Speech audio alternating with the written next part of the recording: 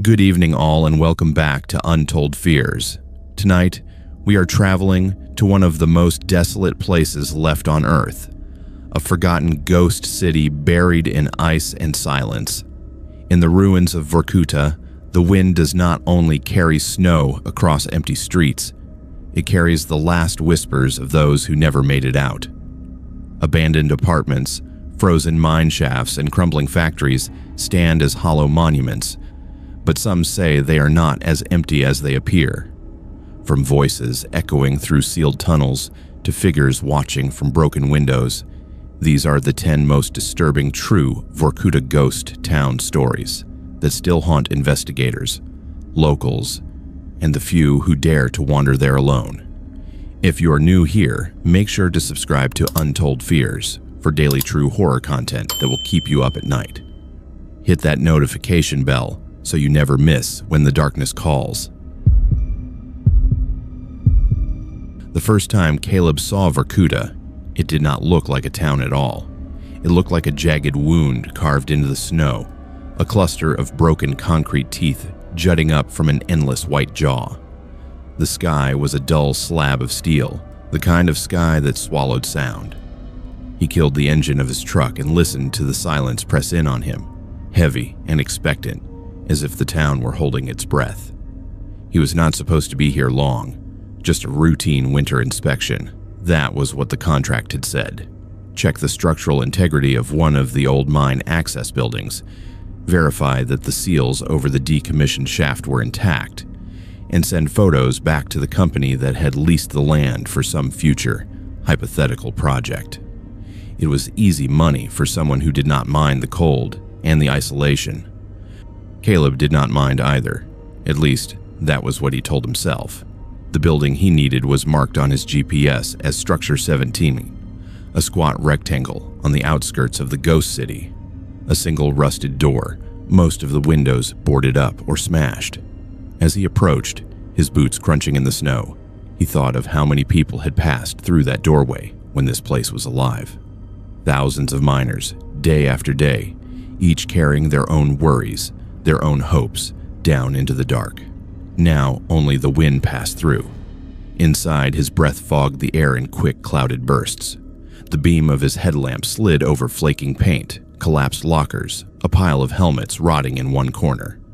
In the center of the room, an old metal table lay on its side, legs twisted. There was no obvious path down, no open shaft. Not even the grated elevator doors he had expected, just debris and dust. He set his backpack down and pulled out his handheld receiver, more out of habit than anything else. The company liked him to keep it on, monitor standard frequencies, be reachable. The device crackled in his gloved hand as he flicked it on. Static, a soft, cold hiss. He clipped it to his vest and moved on. It started as a faint pulse under the static, a tiny rhythmic stutter in the noise that made him pause mid-step. Caleb frowned, lifted the receiver closer to his ear, and turned slowly. The pulse grew stronger when he faced the back of the building, toward a wall where a row of dented lockers leaned at an angle, half buried in old snow that had drifted in through broken glass. He took a few steps that way. The sound sharpened, resolving into a repeating pattern. 3 beats, a pause, 3 beats again. It was not a voice, not at first, but something about the rhythm made his skin crawl. It reminded him of someone tapping on a pipe for help. There was a gap between 2 lockers, just wide enough for a man to squeeze through. Behind them, the wall did not look like a wall at all. It looked like a sheet of metal bolted over something else. The edges were rough, sealed with weld marks, long corroded. On the lower left corner, a patch had broken away, revealing darkness beyond. Caleb crouched and shone his light into the gap. Cold air breathed out at him, so cold it felt almost wet. His receiver hissed, and then very softly something under the static shifted. The beat stretched, elongated, as if someone were pushing words through frozen wires. 8. He jerked back, heart punching against his ribs. That was ridiculous, he told himself. It was interference, Maybe some distant transmission bouncing through the ionosphere, distorted beyond recognition. He had heard stranger things in remote places, but the receiver kept repeating that broken fragment, like a skip in a record. 8, 8. Caleb forced a laugh that sounded small in the empty room. "Someone is bored out there," he muttered, more for the sake of hearing his own voice. He checked the GPS again. The shaft for Structure 17 was supposed to be directly under this building. The welds, the plated-over wall, all suggested the access point had been sealed long ago. He could take his measurements, photograph the exterior, write in his report that everything looked secure. He could be back on the road before dark. That was the sensible thing to do. Instead, he found himself dragging one of the lockers aside, metal feet screeching against the concrete. The gap widened. His light cut deeper into the black, catching on a metal ladder bolted to the inside of a narrow vertical tunnel. Frost glistened on the rungs, thick and white. The receiver crackled again. This time the sound was unmistakable. A voice, thin as a razor blade, whispering through 100 miles of cold. "Gate 17, respond." Caleb stared into the darkness. Gate 17. This was Structure 17. No one should be using that designation now. The mine had been officially closed since before he was born. He swallowed, his throat suddenly dry, and lifted the receiver. This is Structure 17 inspection," he said, feeling foolish. "Identify." Nothing. Static surged, then dipped. The same voice bled through, fragmented, as if caught in ice. "Crew report. Roll call. Yashin, Belov, Morozov." Russian names, spoken in a clipped, bureaucratic tone. A log of people who did not exist anymore. Caleb listened, hand tightening around the device. The list went on, a litany of ghosts. When it stopped, there was a pause, and then the voice said a final name that turned his stomach to ice. Caleb. His own name, spoken in a dead language of paperwork and duty. The air in the room seemed to thin. He turned in a slow circle, headlamp beam, cutting across empty walls, abandoned gear, nothing living. His breath sounded too loud. "This is interference," he said out loud, as if the town needed convincing. Old recordings. Crosstalk. The rational explanation did not make his hands any steadier. He should have called it in.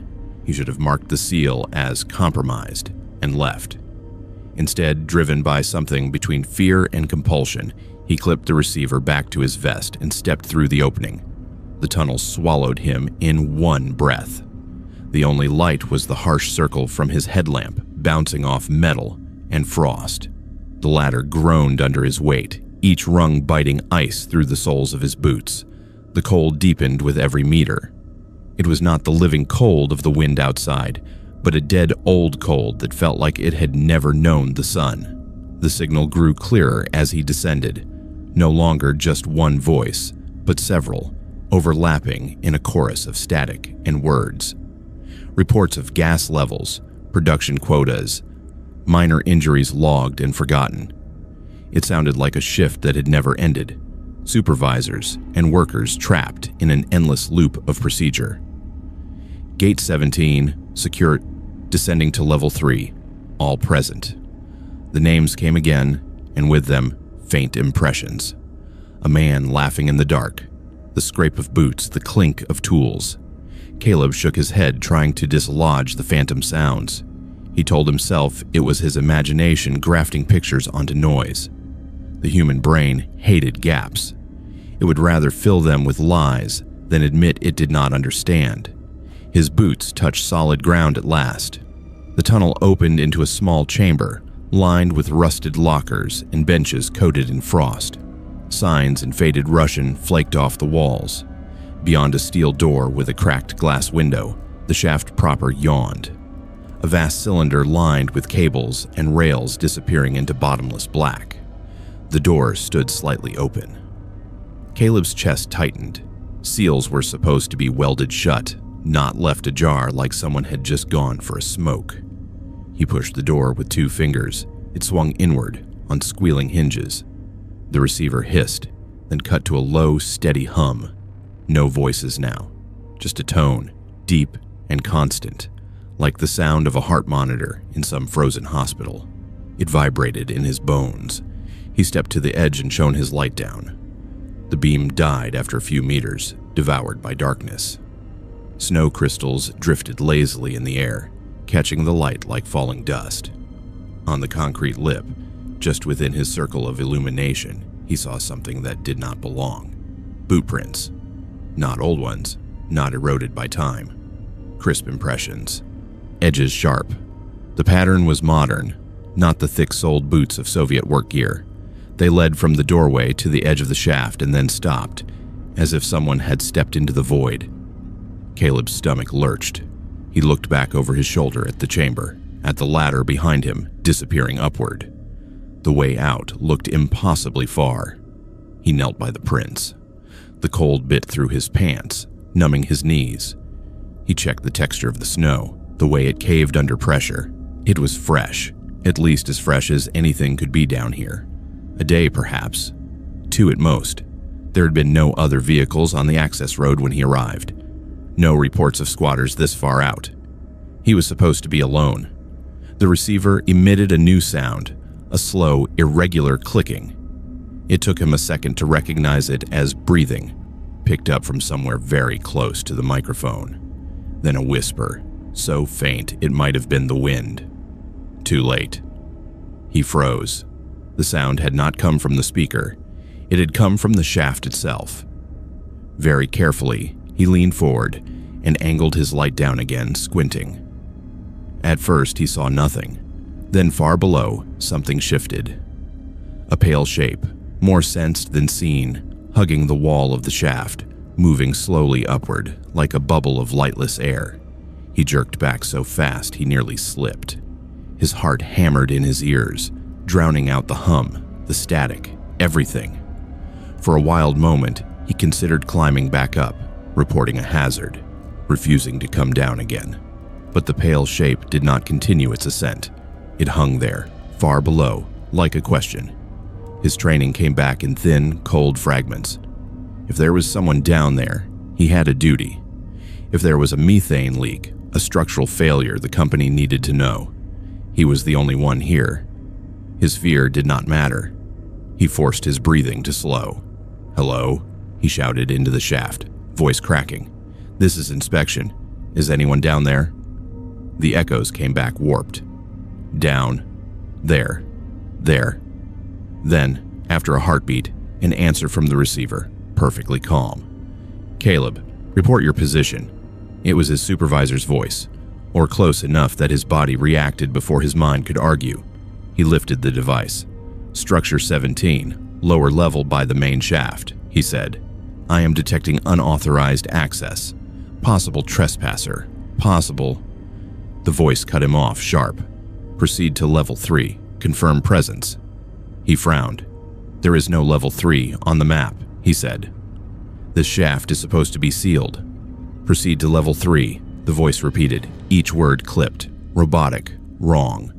Roll call incomplete. Proceed." Static swallowed the rest.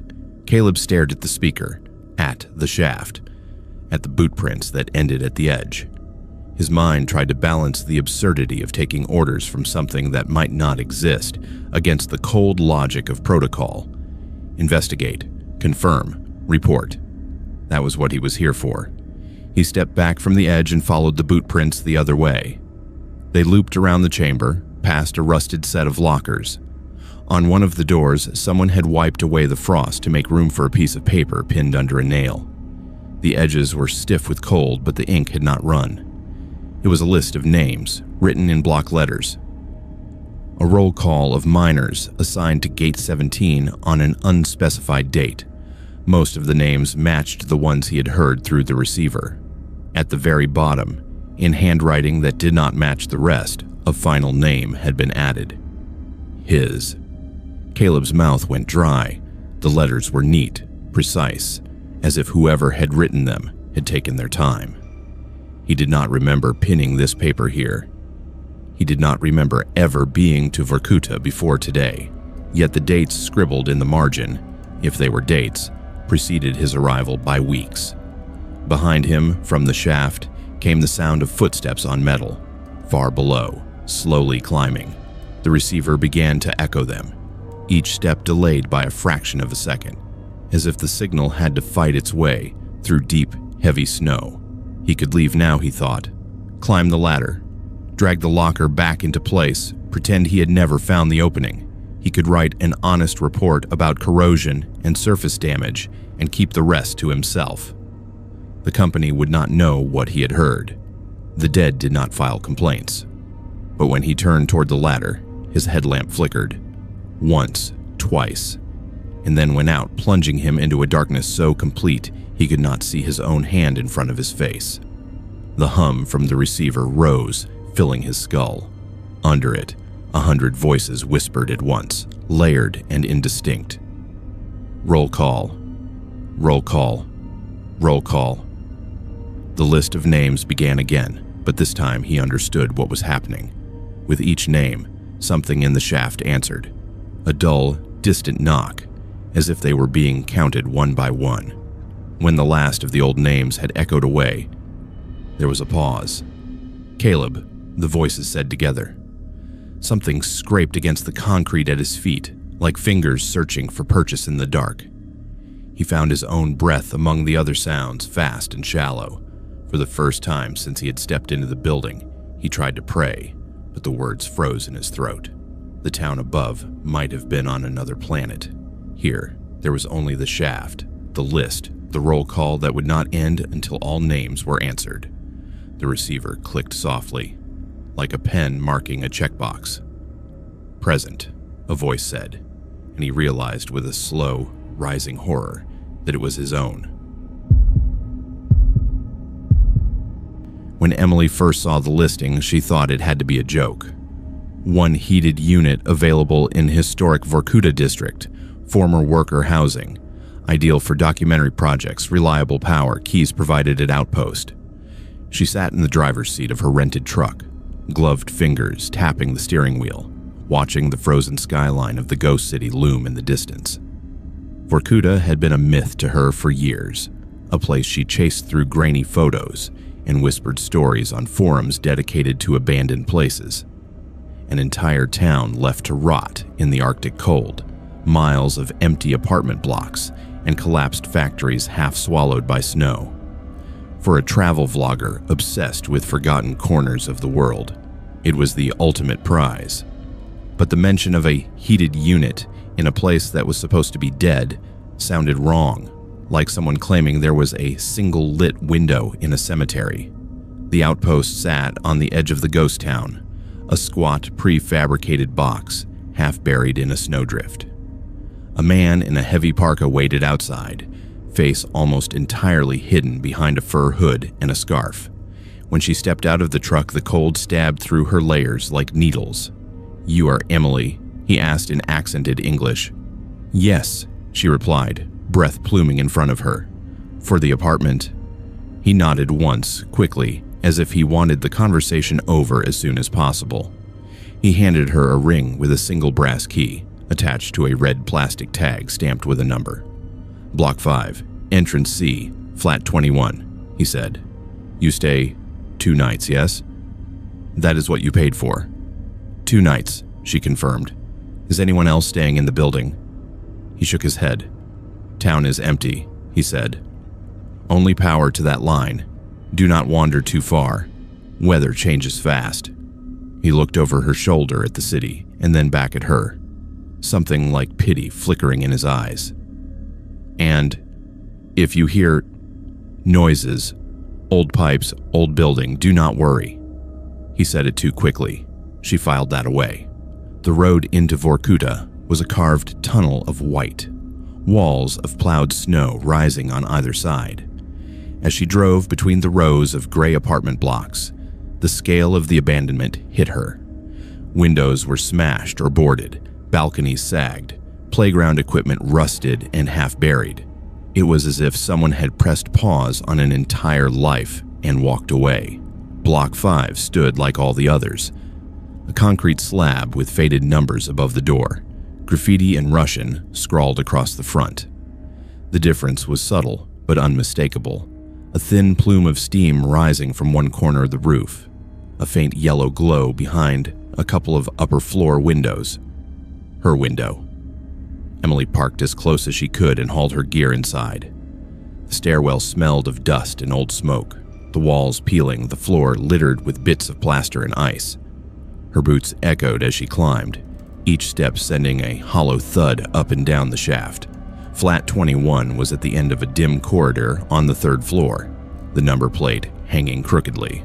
She slid the key into the lock, feeling the stubborn resistance of metal that had not been turned much lately. Here it gave with a reluctant click. Warm air washed over her face as she stepped inside, startling after the brutal cold. The apartment was small, but not as ruined as she had expected. Someone had made an effort. The main room had a battered sofa, a small table, a single standing lamp. An electric heater hummed under the window, its orange coils glowing. The kitchen was a strip of chipped cabinets and an ancient stove. Beyond a narrow hall, a bedroom waited with a thin mattress on a metal frame and a wardrobe missing one door. She set her backpack down and turned slowly, filming a quick establishing shot. "Good evening, everyone," she said into the camera, voice still trembling with excitement and cold. "Welcome to Vorkuta, where the lights are not supposed to be on. I have just checked into what might be the loneliest Airbnb on the planet." She made herself laugh, but the sound came out too loud in the empty room. As the first hours passed, the apartment felt almost normal. The heater did its best against the encroaching cold, creating a small pocket of comfort in the vast frozen city. Emily unpacked her tripods and microphones, set up a main filming angle in the living room, and shot her planned intro. Outside, the light faded to a blue twilight and then to black. The world beyond the window became a smear of shadows and drifting snow. It was around midnight when she noticed the first thing out of place. She had left her camera bag by the door, neatly zipped, with her spare batteries and lens cloths tucked into their usual pockets. Now it sat in the center of the room, halfway between the door and the sofa, like someone had gently nudged it along. She frowned, kneeling to inspect it. The bag was still zipped. No signs of forced entry. The door was locked. She checked it twice. There was no one hiding in the tiny bathroom or behind the sagging wardrobe. The windows were sealed, ice crystals spiderwebbing the corners of the panes. "Probably kicked it myself," she muttered, though she knew she had not. Tired, long drive. She moved the bag back to its place by the door and went to bed, telling herself she would laugh about it in the morning. Sleep did not come easily. The building groaned and sighed around her, metal expanding and contracting with the temperature. Somewhere far off, a sheet of ice shifted and fell, the sound muffled but deep. The heater buzzed. The wind rattled something loose on the roof. And then, under all of that, she began to hear the rhythm. At first, it was just a soft, intermittent creak in the hallway, like someone stepping carefully, slowly, trying not to be heard. A shuffle, a pause, another shuffle. She lay very still, eyes open in the dark, counting the seconds between sounds. Her mind supplied the image. A person moving blind, hands skimming the wall, feeling their way towards her door. She sat up and snapped on the bedside lamp. The sound stopped instantly, as if it had been listening too. Old pipes, she told herself, echoing the man at the outpost. Old pipes and wind, that is all. She forced herself to get out of bed, walk to the door, and press her eye to the peephole. The hallway beyond was empty, lit by a single weak bulb, no shadows moving, no doors ajar. When she checked her phone later, the time read 3:17 a.m. In the morning, she found the camera bag again. It sat just inside the living room, a couple of feet closer to the bedroom door this time. Her tripod, which she had left braced near the window, now stood at a slight angle, its legs nudged a few inches as if someone had tried to point it toward the hallway. She stared at the arrangement, a quiet, tightening unease coiling in her stomach. "Okay," she said out loud, more firmly than she felt. "If this is a prank, it is not funny." She reset everything, this time taking photos on her phone to document where she had left her gear. Bag zipped by the door, tripod in the corner. microphones coiled neatly on the table. She locked the door and took a filmed walk through the nearby streets, the camera following her boots as they crunched through the snow between the hollow buildings. Vorkuta in daylight was strange but not supernatural. Just sad. Frozen laundry still hung from some balconies stiff as boards. A child's toy car lay half buried in a drift. The silence here felt heavy but not yet threatening. By the time she returned, the sun was already sagging toward the horizon, smearing the snow with long shadows. Inside the flat, the heater hummed, the lamp stood where she had left it, and the air smelled faintly of dust and metal. Her bag was in the middle of the room again. This time it was not just its position. The zipper was open by an inch. One of her spare batteries lay on the floor halfway to the bedroom, as if someone had picked it up and then dropped it. On the table, her main camera sat on its tripod, angled at the hallway. Emily did not remember setting it up there. Her throat tightened. She grabbed the camera and checked the last recorded file, thumb hovering over the playback icon. The clip began with static and darkness. Then the lens adjusted, pulling the dim hallway into focus. The frame showed the closed door to the stairwell, the peeled paint, the bulb casting its sickly yellow light. For long minutes, nothing happened. She sped the clip up, watching the timestamp crawl. At 3:12 a.m., the hallway light flickered. For 3 seconds, the bulb went out completely. When it came back on, the door to the stairwell was open a crack. Emily froze the frame, squinting. There was something in the gap, a sliver of black deeper than the shadows. She inched the video forward. The door opened another few inches. No hand, no arm, no visible source of pressure. It simply moved as if pushed by an invisible shoulder. The light flickered again. When it stabilized, the door was shut. She scrubbed forward.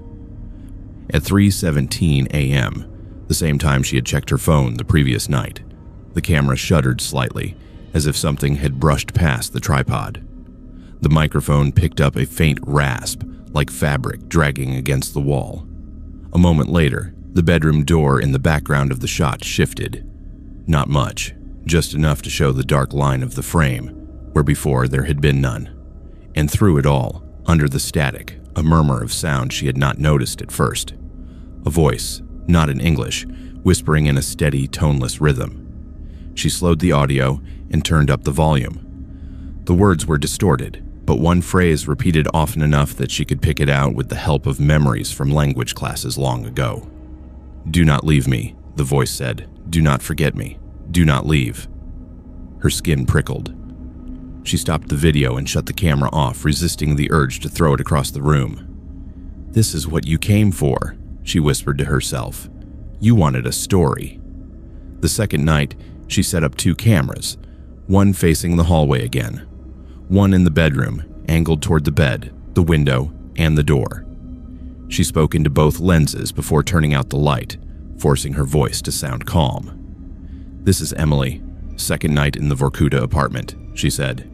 "If anyone or anything wants to talk, I am listening." The dark felt thicker this time, as if it had learned something from her. She lay on the bed fully clothed, the glow from the heater painting a dull orange rectangle on the far wall. Outside the window, the world was a featureless black, punctured by drifting snowflakes when they brushed the glass. She closed her eyes. When she opened them, she was no longer in bed. Emily stood in the hallway, bare feet on the cold floor, fingers pressed against rough paint. The light above her head buzzed faintly, swinging a little on its chain. Both cameras were still on. She could see their red recording lights in the living room and bedroom behind her. Her body was moving, and she had no sense of having ordered it to move. Her arm lifted, hand flattening against the wall. Her fingertips traced along the plaster as she walked, slow, deliberate steps carrying her toward the end of the corridor. The door there did not have a number. The metal plate had been ripped off, leaving only 2 rusted screw holes. She watched her own hand reach out and curl around the knob, skin pale in the dirty light. "Stop," she tried to say. Her lips did not move. Her hand turned the knob. The door opened onto darkness. not the soft, familiar dark of a room without lights, but a black that seemed thick and full like smoke. For a moment, she saw shapes in it. Rows of beds, faces turned upward, mouths open in silent appeals. Then the dark surged forward, filling her vision, swallowing the hallway, the door, her own hands. The next thing she knew, she was sitting cross-legged on the bed, back against the wall, both cameras still recording. Her throat hurt as if she had been talking for hours. The clock on her phone read 4:03 a.m. Her memory of the hallway, of the door, hung in her mind like a half-remembered nightmare. Yet when she listened to the playback from the bedroom camera later, she heard her own voice clearly. It was not speaking English. In a flat, calm tone, she recited dates and names, places and events tied to the town, mine numbers, accident reports, censored incidents that had never appeared in any of her research. At one point, she saw herself smile faintly and say, in Russian, a phrase she understood perfectly. "Everyone leaves," she said. "We do not." On the footage from the hallway camera, the light stayed on the entire time. No doors opened. No mysterious dark room appeared at the end of the corridor. Emily never left the bedroom. The only movement in the shot was a slow, repeated shift of shadow beneath the peeling paint, as if something pressed against the wall from the other side, trying to follow her. She lasted until noon before she started packing. Logic told her to stay. This was incredible material, the kind of footage people lied and faked to get. Part of her knew she could build an entire new series around whatever was happening here. She could come back with a team with more equipment, with proper safety measures. Another part of her, older and quieter, knew that if she stayed one more night, she might not leave at all. As she zipped her bag, she noticed scratches on the inside of the bedroom door. She'd not seen them before. 4 parallel lines, roughly at the height of a hand, gouged into the wood. Above them, carved in shaky Cyrillic, was one word. "Stay." Emily put her hand over the letters. The grooves fit her fingers too well. On her last sweep through the apartment, she turned her camera on herself for a final message. "If you're seeing this," she said, "it means I decided I like being alive more than I like being famous. Something in that hallway wants company. It is very good at making you feel like you owe it your time. Do not come here alone. Do not sleep near the walls. And if you rent the only heated unit in an abandoned Soviet ghost town," she glanced toward the corridor, where the light flickered once, briefly, as if winking. "Understand that you are not the first to do so." She paused the recording and walked to the window. Outside, Vorkuta lay quiet under a fresh layer of snow, the traces of her arrival already half erased. For a moment, she thought she saw movement in one of the dark windows across the courtyard, the brief outline of a figure standing and watching her. She blinked. The shape was gone. On the drive out, the town receded in her rearview mirror until it was only a smudge against the horizon. The key to flat 21 lay on the passenger seat beside her. Red tag bright against the black upholstery.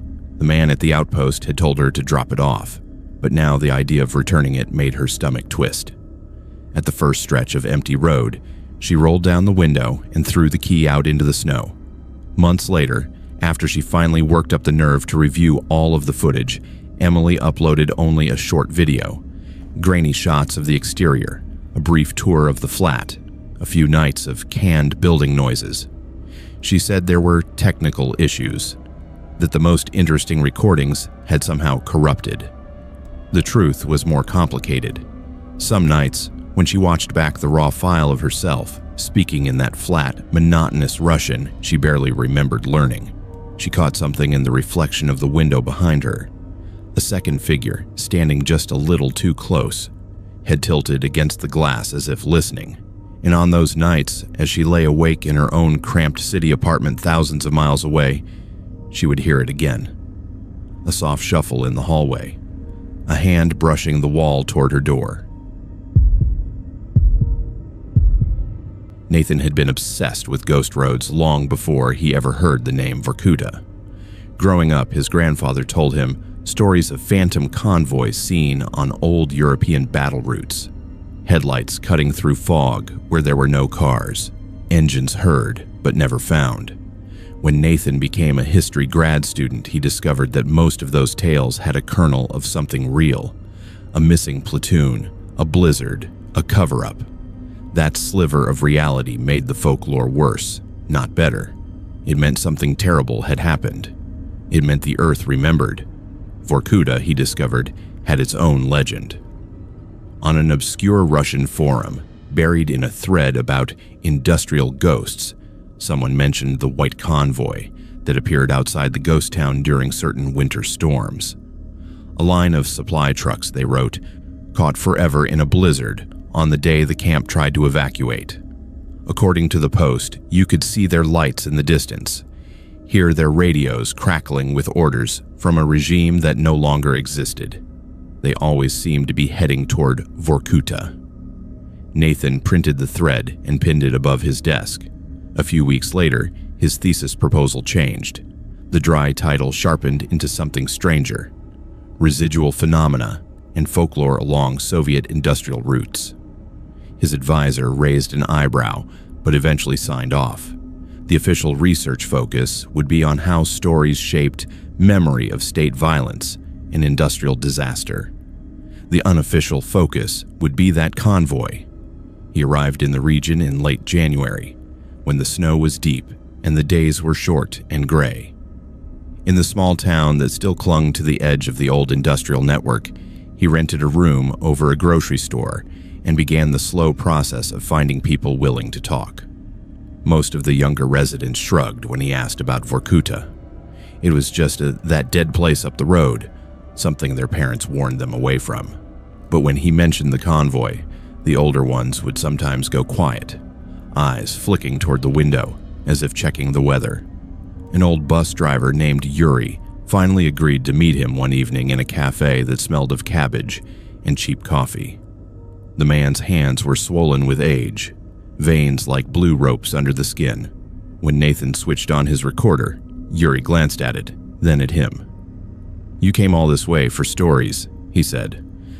"You must not be afraid of ghosts." "I am afraid of bad sources," Nathan replied, which made the old man chuckle once. "For ghosts you need fog," Yuri said. "For Vorkuta you need snow, very bad snow, not like this." He gestured to the window, where a light drift of flakes swirled lazily. "You need the kind that eats sound." He took a sip of coffee. "My father drove trucks for the camps," he continued. "He was not proud of it. He said the worst day of his life was the day they tried to move everyone out, when Moscow decided the whole thing was not worth it anymore. The convoy left late. Too many people, not enough vehicles. They loaded the sick first," he said. "The ones who were supposed to be salvageable." Yuri's mouth twisted around the word. The weather report was bad. The commander said they could not wait, so they drove. 15 trucks, 2 buses, 1 fuel tanker. They went out on the road toward the river, and then he tapped the table once sharply. White, nothing but white. My father said he could not see the hood of his own truck. He could only follow the red glow of the taillights in front of him. "What happened?" Nathan asked. "The lights went away," Yuri said simply. "His truck made it to the next checkpoint. The others did not. Officially, they broke down and were recovered later. He never believed that. He said sometimes, years after the camps were gone, when the wind was right, he would see lights in the snow where there was no road anymore." He looked at Nathan. "You want to see them," he said, not as a question. Nathan hesitated, then nodded. "I want to document what people report," he said carefully. "I want to understand how these stories begin." "They begin because something is left undone," Yuri said. "You will go out with the rescue volunteers. When there is a storm, they still patrol the old road. Too many idiots get stuck in the snow trying to see the ghost town. If you're lucky, you will see nothing. If you are unlucky," he shrugged, "then you will have your thesis." A week later, the storm came. It rolled in fast from the north, a wall of gray that swallowed the horizon. The temperature dropped sharply, the air taking on that strange, metallic stillness that warns of something worse coming. The local rescue group sent out a call for volunteers, mostly to check a few known trouble spots on the road and make sure no one was dumb enough to be out there. Nathan showed up with his camera, his backpack, and a knot of nerves in his stomach. The team leader, a woman named Irina with windburned cheeks and eyes like chips of ice, gave him a skeptical once-over but handed him a spare reflective vest. "You stay in the truck," she said. "You film through the window. You do not wander around for better angles, understand?" "I understand," he said. They took 2 vehicles, a sturdy battered rescue truck with a winch and an older SUV. Nathan rode in the front seat of the truck, his camera on his lap, a small dash cam suctioned to the windshield to capture whatever the storm would allow. As they left the town, the snowfall thickened, fat flakes swirling in the headlights. The road narrowed to a tunnel of white with dirty gray walls, plowed banks on either side rising like frozen waves. The world beyond the beams of light might as well not have existed. The radio crackled with updates from the SUV behind them. "Visibility dropping," Irina muttered, leaning forward over the wheel. "We check the turn by the old tower, and we head back." Nathan watched the dashcam's tiny screen, mesmerized by the way the snow seemed to stream straight at them, stars in reverse. After a while, his sense of time blurred, his thoughts slowing to the rhythm of the wipers. That was when he saw the first pair of lights in the distance. "Another car?" he asked, squinting.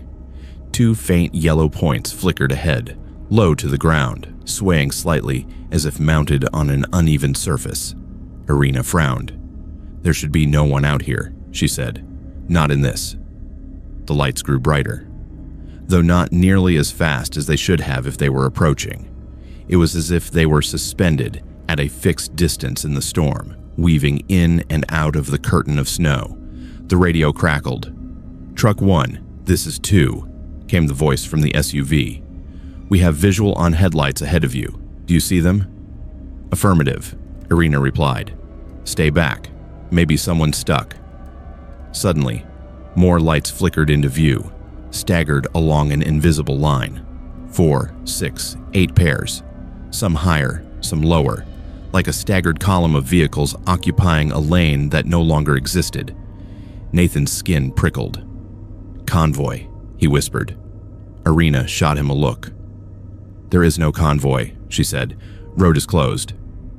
But the cameras did not care about official designations. The dashcam recorded the way the lights seemed to slide in and out of alignment with the road, sometimes too far left, sometimes drifting over what would have been the ditch. The radio hissed again, but this time the voice was not from the SUV. A burst of static, then a crackling string of syllables in Russian, the tone clipped and formal, like a dispatch reading from an old log. "Column 3, maintain formation. Report positions. Visibility 2 meters. Irina swore under her breath. "Interference," she muttered. "Old frequencies. Old towers. Ignore it." Nathan's heart hammered. He lifted his own camera, braced his elbows against the dashboard, and zoomed in as far as the lens would go. Through the grain and distortion of the snow, he could see shapes behind some of the lights, boxy silhouettes, the suggestion of hoods and cabs, edges blurred. No license plates, no modern running lights, just dull yellow beams, the kind used half a century ago. "Do not stop," Irina told the radio. "Repeat, do not stop for them." The voice that answered did not belong to anyone in their convoy. "Truck 8, we have lost sight of truck 9, the radio crackled. "Repeat, no visual on 9. Whiteout, request instructions." Nathan did not understand all the words, but he understood enough. Lost. Whiteout. Instructions. The language of a disaster unfolding in real time, decades too late. The headlights ahead began to blink out, one by one, as if swallowed by a moving wall. Irina gripped the wheel tighter. "We turn around," she said. "Now." The road was narrow, the banks high. Turning would mean a careful backing maneuver. trusting mirrors and memory in a world with no landmarks. As she eased off the accelerator, the truck shuddered slightly, tires slipping on packed snow. The dash cam flickered. For a heartbeat, the feed glitched, tearing the image into horizontal bands. In that momentary distortion, Nathan saw something that made his breath catch. The layers of snow and darkness peeled back like curtains. For that fraction of a second, the road ahead was not empty. It was crowded with vehicles, lined bumper to bumper, headlights burning in the suffocating whiteness. Men in heavy coats leaned out of cab windows, faces obscured by frost, mouths open in what might have been shouting. Figures huddled in the open backs of flatbed trucks, clutching at one another as the world howled around them. Then the glitch corrected. The road was empty again, save for the swirling snow and the phantom lights already fading into the storm. "Did you see that?" Nathan choked out. "I see too much," Irina said through clenched teeth. "I want to see home. Hold your camera steady. We do not come here again during a storm." The truck began a cautious reversal, the SUV behind them doing the same. The radio filled with static, then snatches of the convoy's dead chatter, overlapping with the present-day call signs of their own two vehicles. Orders to maintain speed, warnings about ice, a distant broken cry for help. "Truck 9, respond. Truck 9, respond." A long, flat tone answered, like a line gone dead. The trip back took twice as long as the journey out. By the time they reached the edge of town, Nathan's fingers ached with the tension of gripping his camera. The storm roared behind them, swallowing the road they had just traveled. The lights of the town looked unreal, small islands of color in a world of gray. In the garage, under harsh fluorescent bulbs, Irina killed the engine and sat for a moment, breathing hard. "You got what you wanted," she said finally, not looking at him. "Do not ask me to go out there with you again." Nathan could not answer. His ears were still full of the ghostly radio chatter, that overlapping chorus of orders and fear. When he closed his eyes, he saw the glitched image of the road, crowded with trucks that no longer existed. Men who had never been recorded in any official ledger as dead. Back in his rented room, he downloaded the footage immediately. The dashcam file was intact. The phantom lights were there, darting in and out of the storm. The momentary glitch was there too. Frame by frame, he stepped through that unnatural clarity. In some frames, the trucks looked almost solid. In others, they were faint, as if seen through heavy glass. Faces blurred when he zoomed in, but the posture of the figures, braced against cold and terror, was unmistakable. At the far edge of one shot, half obscured by snow, he thought he saw a signpost listing distances to places that no longer appeared on any modern map. The audio, when isolated, was worse. The old convoy chatter overlapped perfectly with the present-day radio network's idle hum, as if the two timelines had been run through the same channel. He translated what he could, filling in gaps with help from online archives. Visibility 0, following lights ahead. Engine failure. We cannot stop here. Truck 9 has fallen back. No response. Do not leave the column. Do not leave the road. The transmission cut off mid-sentence, swallowed by a rising roar that might have been wind, might have been something else. Nathan added it all to his thesis materials. The sensible part of him wrote about folklore and memory, about how communities turned trauma into stories that could be told and retold until they gained a life of their own. He cited sources, cross-referenced reports, circled dates in declassified documents. The other part of him, the boy who had grown up on tales of ghost roads, did something else. He marked the day of the storm on his calendar and added a note in the margin. Do not drive that way in winter. Months later, back at his university, he presented his findings to a room of students and professors. He showed the legend, the interviews, the historical context. He did not show the dashcam glitch. Some things did not fit neatly into a thesis. After the talk, a colleague caught up with him in the hallway. "That convoy story," the man said. "It is creepy, but you know that is just interference, right? Old radio junk bouncing around. People seeing what they want to see in the snow." Nathan smiled tightly. "Of course," he said. That night, alone in his apartment, he opened the file again. The screen filled with the ghost road, that brief, impossible clarity. His cursor hovered over the delete icon for a long time. He did not press it. Outside his window, the city streets were bare and wet, no snow in sight. But as he listened again to the layered voices crackling over the decades, he found himself glancing at the quiet road below, half expecting to see a line of dim yellow headlights drifting past, searching for a destination that had been erased from the map. Sophie had recorded a lot of strange sounds in her career, but the first time the shaft sang back to her, she almost dropped her headphones. She had come to Vorkuta for work, even though everyone she told assumed it was a dare. Clients kept asking for authentic industrial ambience for horror games and films, real metal groans, real underground hum, not the polished stock clips that all sounded the same. A frozen Soviet ghost town with dead mines seemed perfect. Rust, wind, silence, nothing more. The intake building they assigned her was half buried in snow, a low concrete block with shattered windows and a door that stuck when she forced it. Inside, the air smelled of old oil and dust. Her breath smoked in front of her face, curling around the beam of her flashlight. Somewhere below, deep ventilation shafts still connected the building to the guts of the earth, sealed off but not completely dead. That was where the sound would live, she told herself, in the hollow places. She set up in what had once been a control room overlooking the main hall. A rusted panel with dead gauges and levers filled one wall. The other held a grimy window that looked down over the yawning mouth of the main shaft, now capped with a welded steel plate. The real prize for her, though, was the ventilation opening in the corner.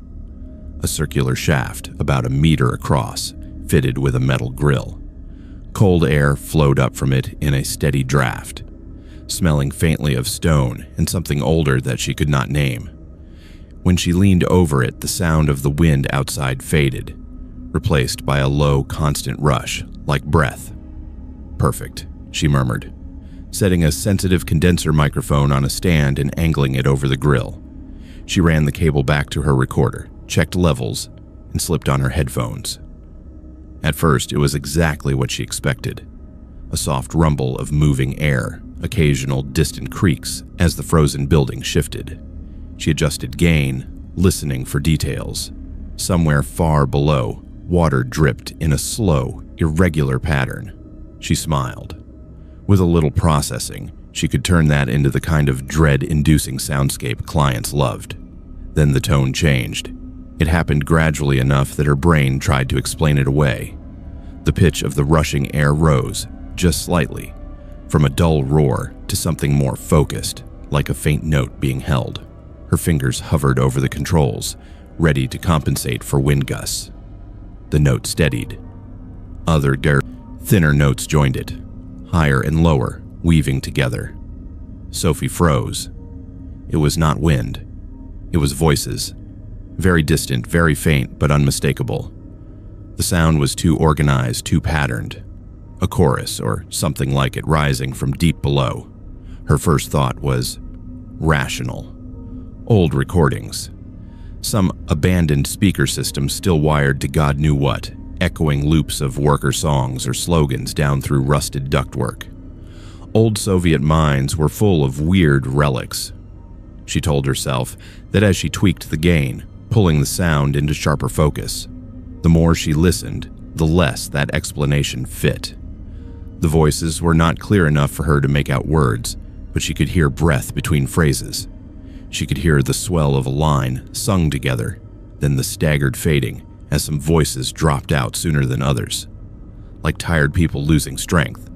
The melody, if it was a melody, rose and fell in a minor pattern that made the hair on her arm stand up.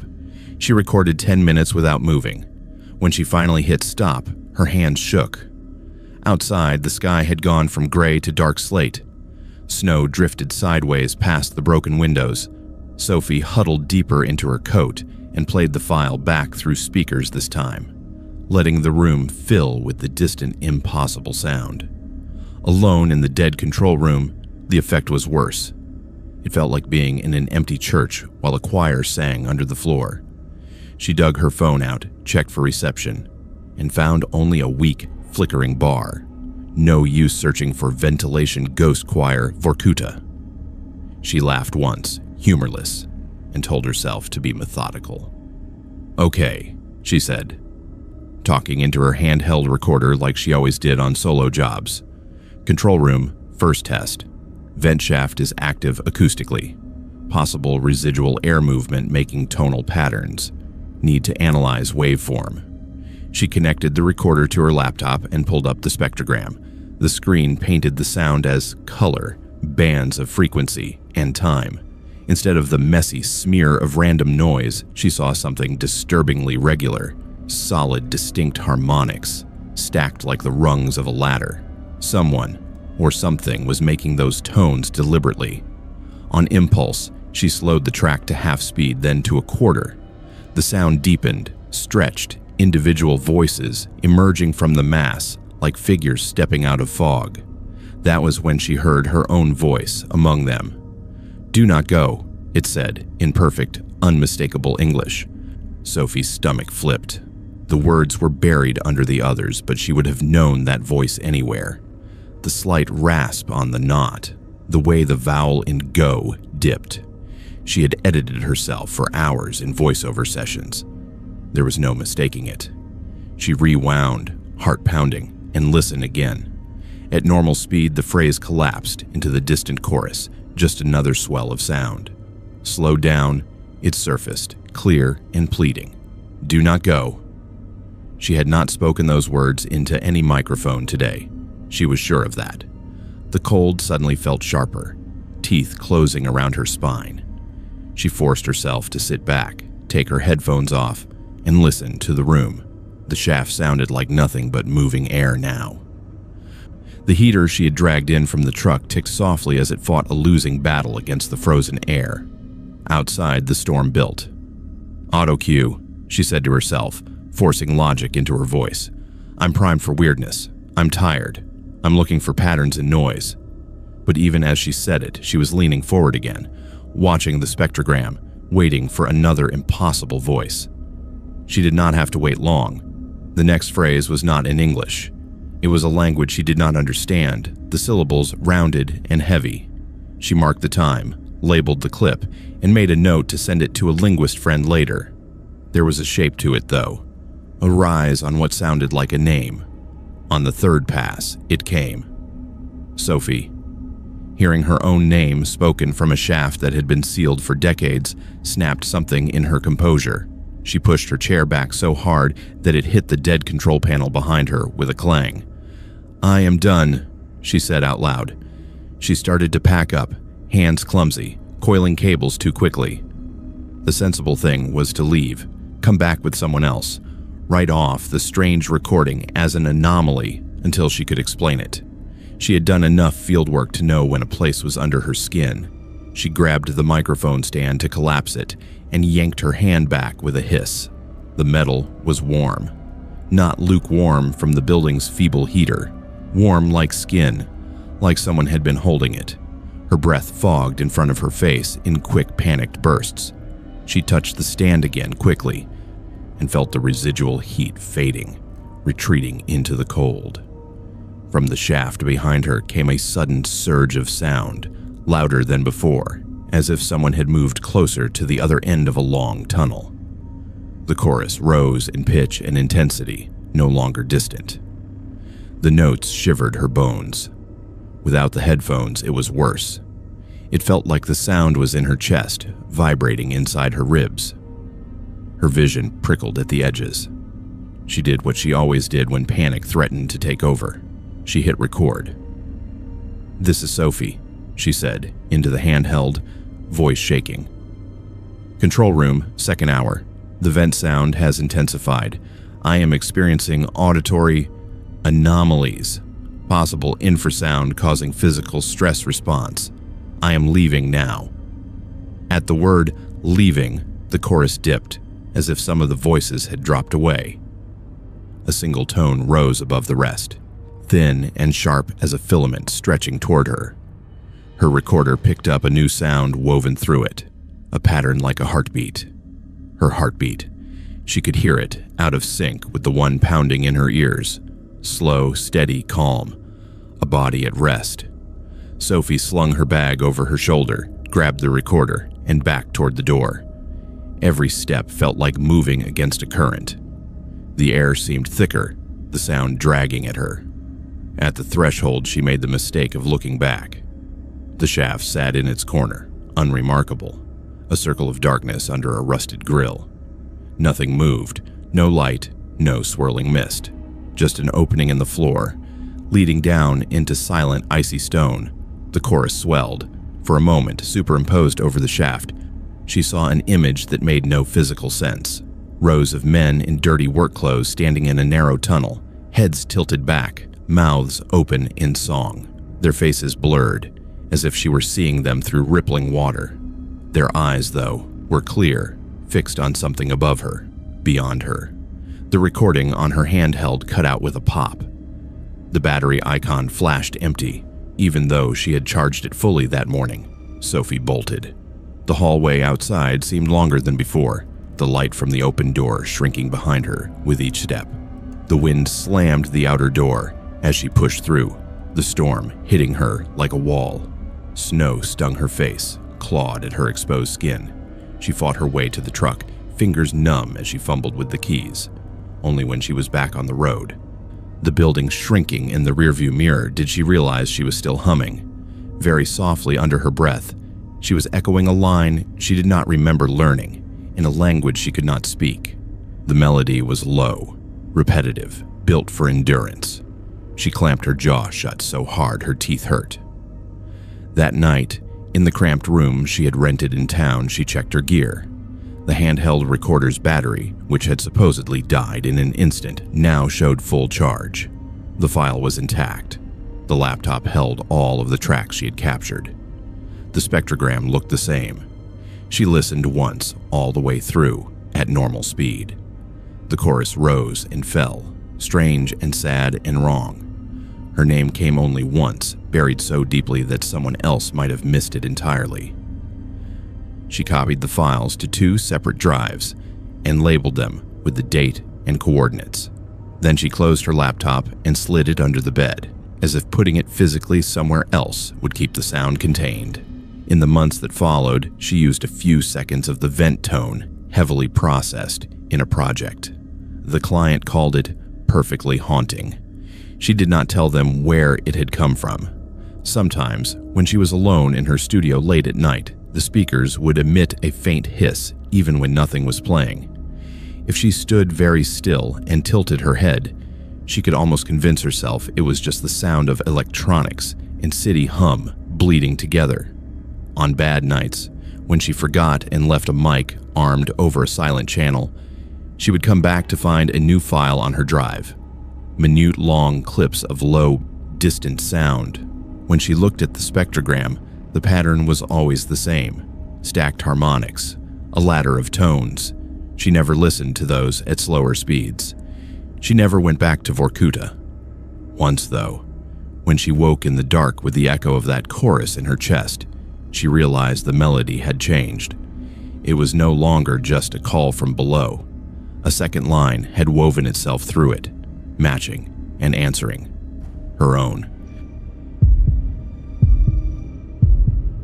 Aaron had grown up around dogs and snow.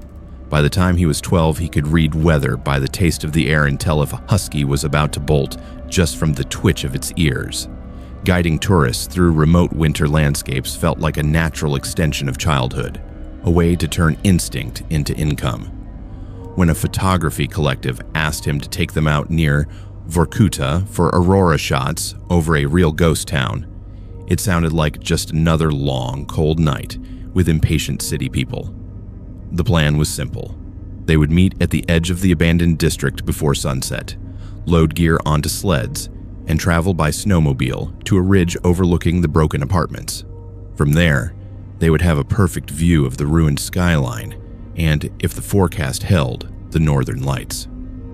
The only thing that bothered him was how quiet the dogs were when he hitched them up behind the cabin that afternoon. 3 seasoned lead dogs stood in their traces, ears flat, eyes following his hands as he checked harnesses. None of them whined. None of them pulled against the line with their usual eager impatience. "Storm?" he asked them softly in Russian, more habit than expectation. One of the leads, a big gray female named Zarya, flicked her gaze toward the tree line, then back to him.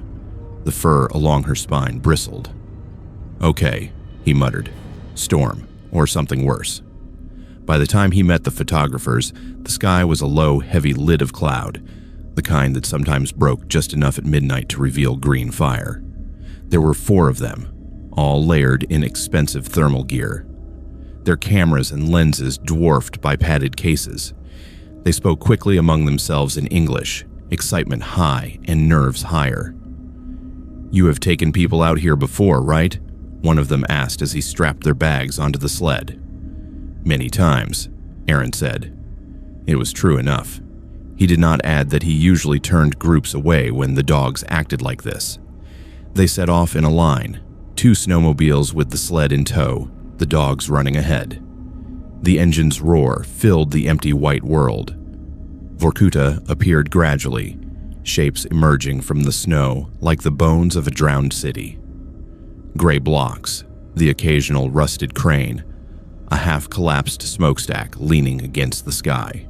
The ridge he had chosen sat just beyond the last row of buildings, a low rise where the wind had scoured the snow down to a hard, flat crust. He killed the engine and motioned for the others to do the same. Silence fell, thick and sudden. The only sound was the dogs breathing, white plumes in the cold air. "Here," he said, "best view. If lights come, they will be above that." He pointed toward the north, where the clouds looked thinner. The photographers scattered, chattering, unstrapping tripods and assembling long lenses with the reverence of people handling weapons. Aaron walked a short distance away, scanning the horizon more by habit than need. The town lay dark behind them. No lights in any windows, no plumes of smoke. The only sign of recent activity was their own track cutting across the empty expanse. Zarya whined once, low in her throat. When he turned, he saw all 3 lead dogs standing rigid, bodies angled toward the far edge of the ridge. Beyond the faint ring of their lantern light, something moved against the snow. At first, he thought it was just another drift, a darker line where the wind had carved a new shape. Then it shifted, flowing along the edge of their camp like a shadow detached from anything that could cast it. "Wolf?" one of the photographers called, hearing Aaron's sharp intake of breath. "Maybe," Aaron said, though every instinct rejected the word. Wolves did not move like that. They did not glide. He walked closer to the edge, snow crunching under his boots. The thing paced just beyond the boundary of light, a long, pale shape on 4 legs. No, not pale, colorless. In the reflection from the lanterns, it was not white like snow or gray like fur. It was an absence of color, a hole cut out of the world. "It is a dog," another photographer said, zooming in, his breath fogging the viewfinder. "A big one, maybe a stray husky." Aaron squinted, eyes watering in the cold. At this distance, he should have been able to see details: fur, eye shine, the way the breath left its mouth. Instead, he saw only an outline and the way it moved. It paced along the semicircle of their light, never crossing into it, never stepping so far away that they could lose sight of it.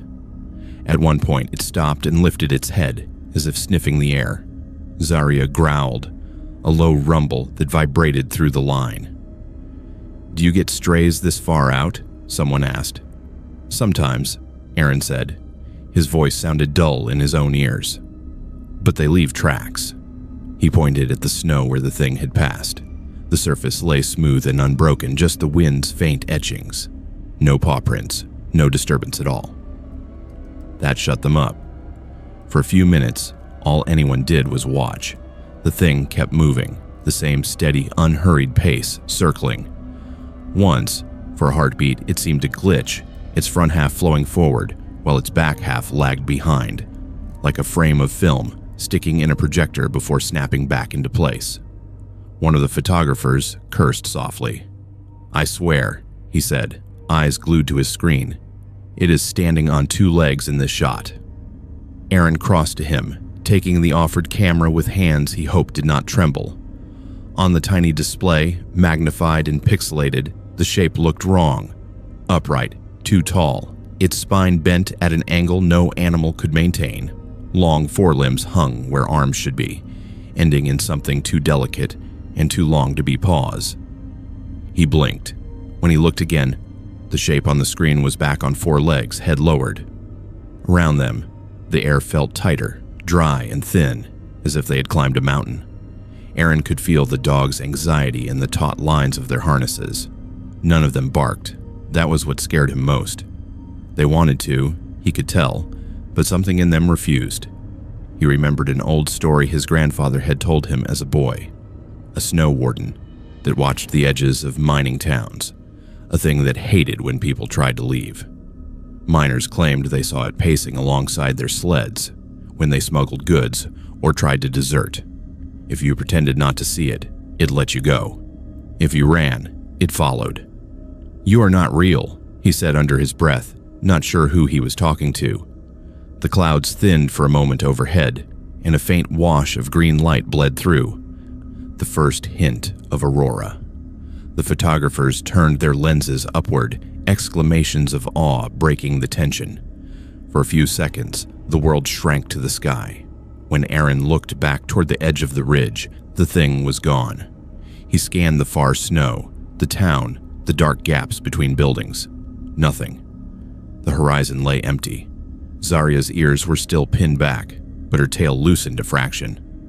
Maybe it did not like the lights, someone joked weakly. "Maybe," Aaron said.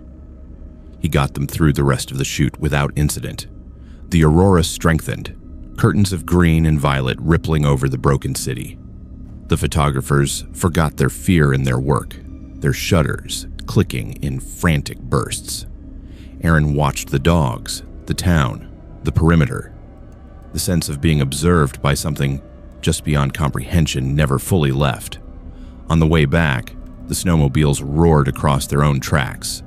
The dogs ran with more of their usual enthusiasm, tongues lolling, breath streaming. The ridge shrank behind them.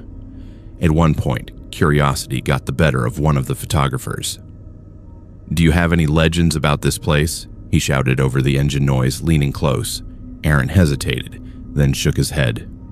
"Just weather and bad luck," he shouted back. "That is enough."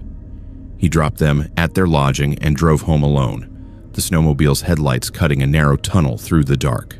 At the gate of his property, he killed the engine and sat for a moment in the sudden silence.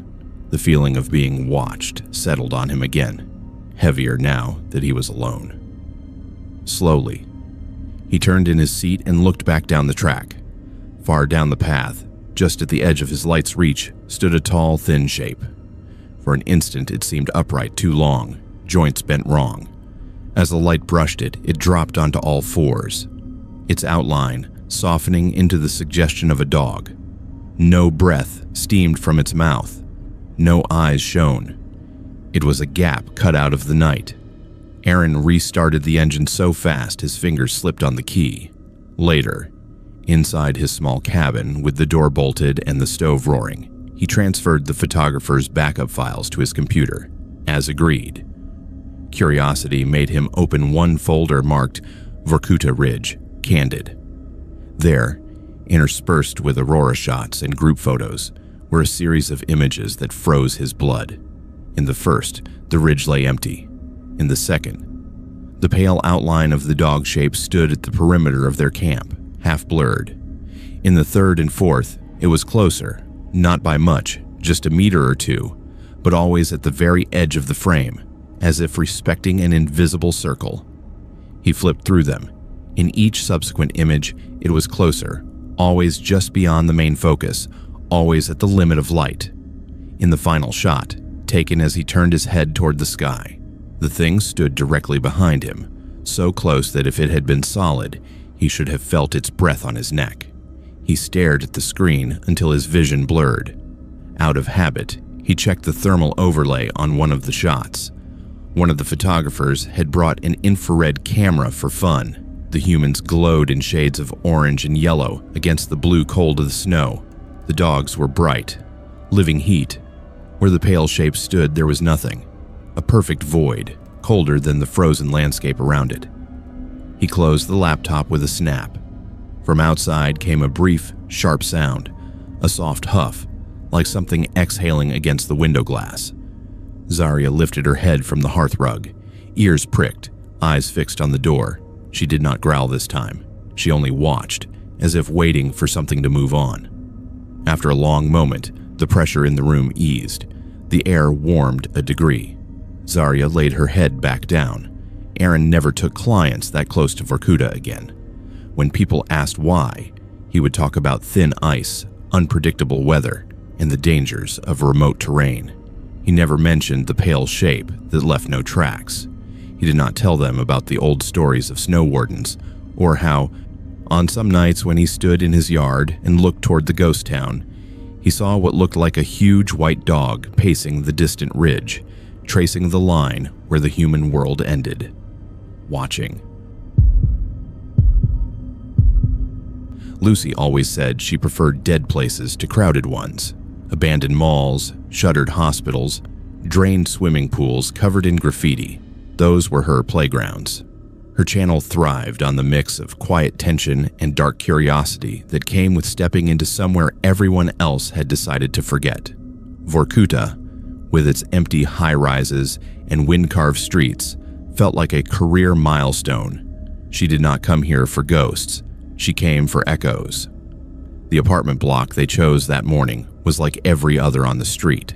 A gray, hollowed-out slab with stairwells that smelled of dust and old smoke. Doors hanging off hinges, wallpaper peeling in long, curled strips. Her friend Maxime, who lived 2 towns over and acted as fixer and interpreter, walked ahead with a flashlight. No police. No guards, he said over his shoulder. Just junkies sometimes, and scrappers. We shout. They leave. Lucy liked his confidence. She had done enough urban exploring to know that living people were always more dangerous than dead ones. They moved from floor to floor, filming empty rooms. A child's shoe here. A rusted bed frame there. She narrated softly into the camera, her breath fogging the lens in the cold. Whole families used to live in these units, she said. Now there's only wind and broken glass. You can still see the wallpaper where someone tried to make it feel like home. By the time they reached the basement, her toes were numb, despite 2 pairs of socks. The concrete steps were slick with ice, the air sharper, tinged with a metallic scent that her brain filed under pipes and old boilers.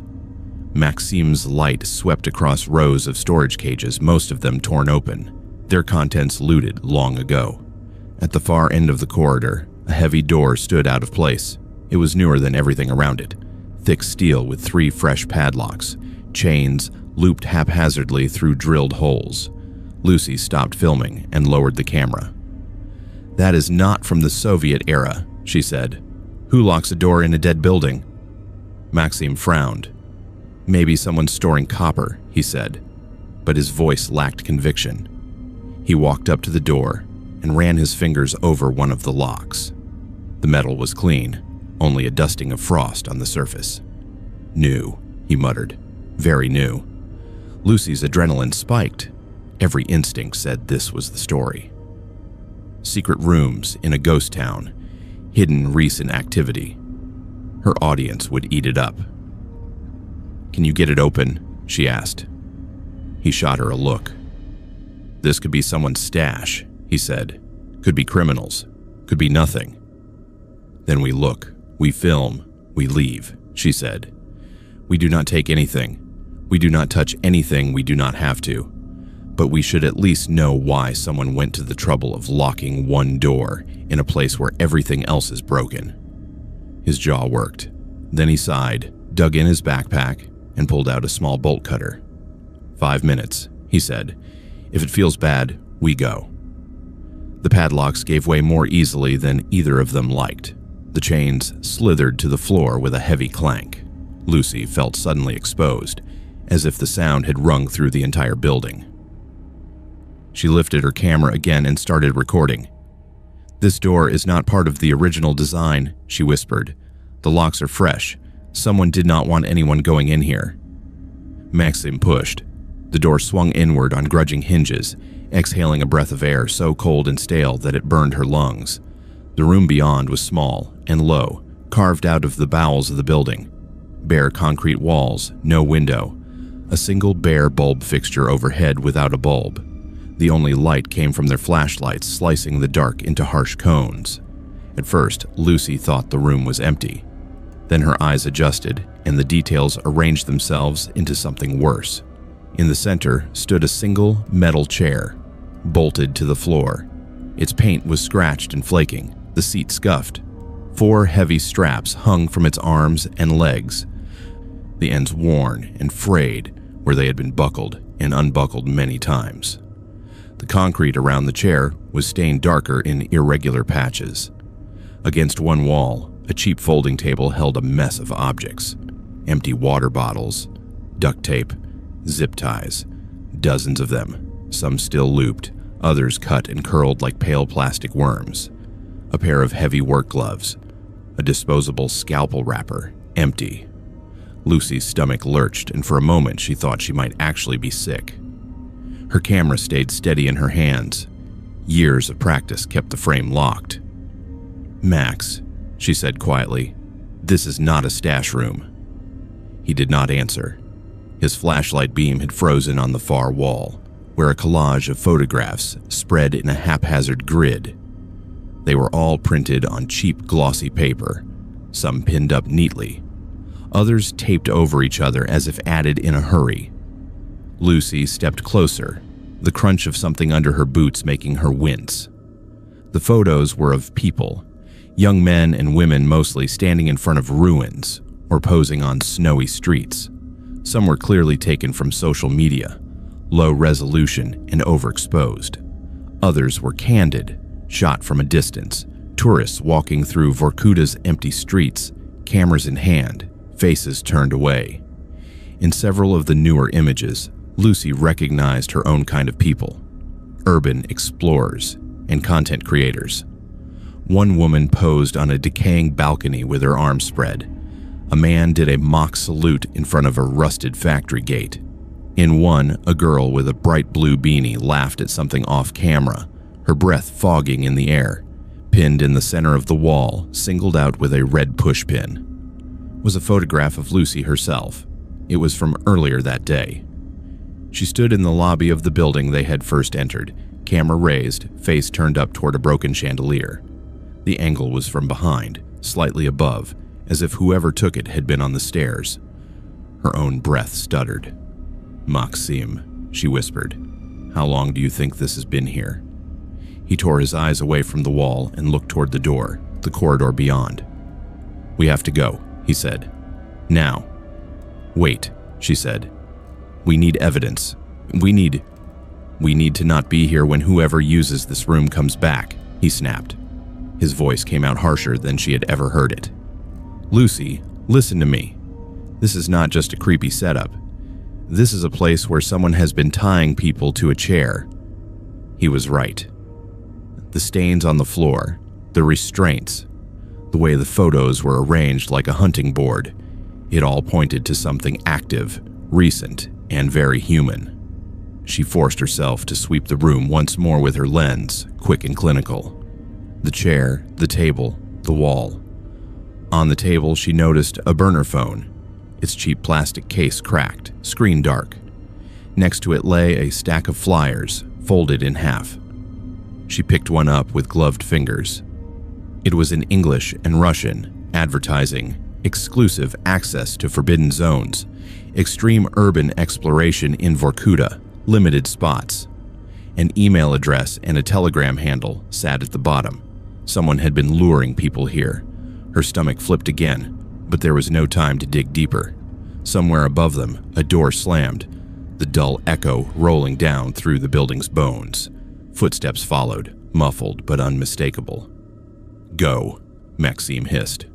They slipped out of the room, pulled the door shut as quietly as they could, and left the broken chains lying on the floor. The basement corridor seemed twice as long now, every shadow a potential outline. Lucy kept the camera running, more out of habit than intention, capturing the jitter of flashlight beams and the ragged sound of their breathing. On the second floor landing, they froze as voices drifted down. Male, speaking Russian, the words indistinct but the tone casual, not ghosts. Real men. Close enough that Lucy could hear the scrape of a boot on concrete.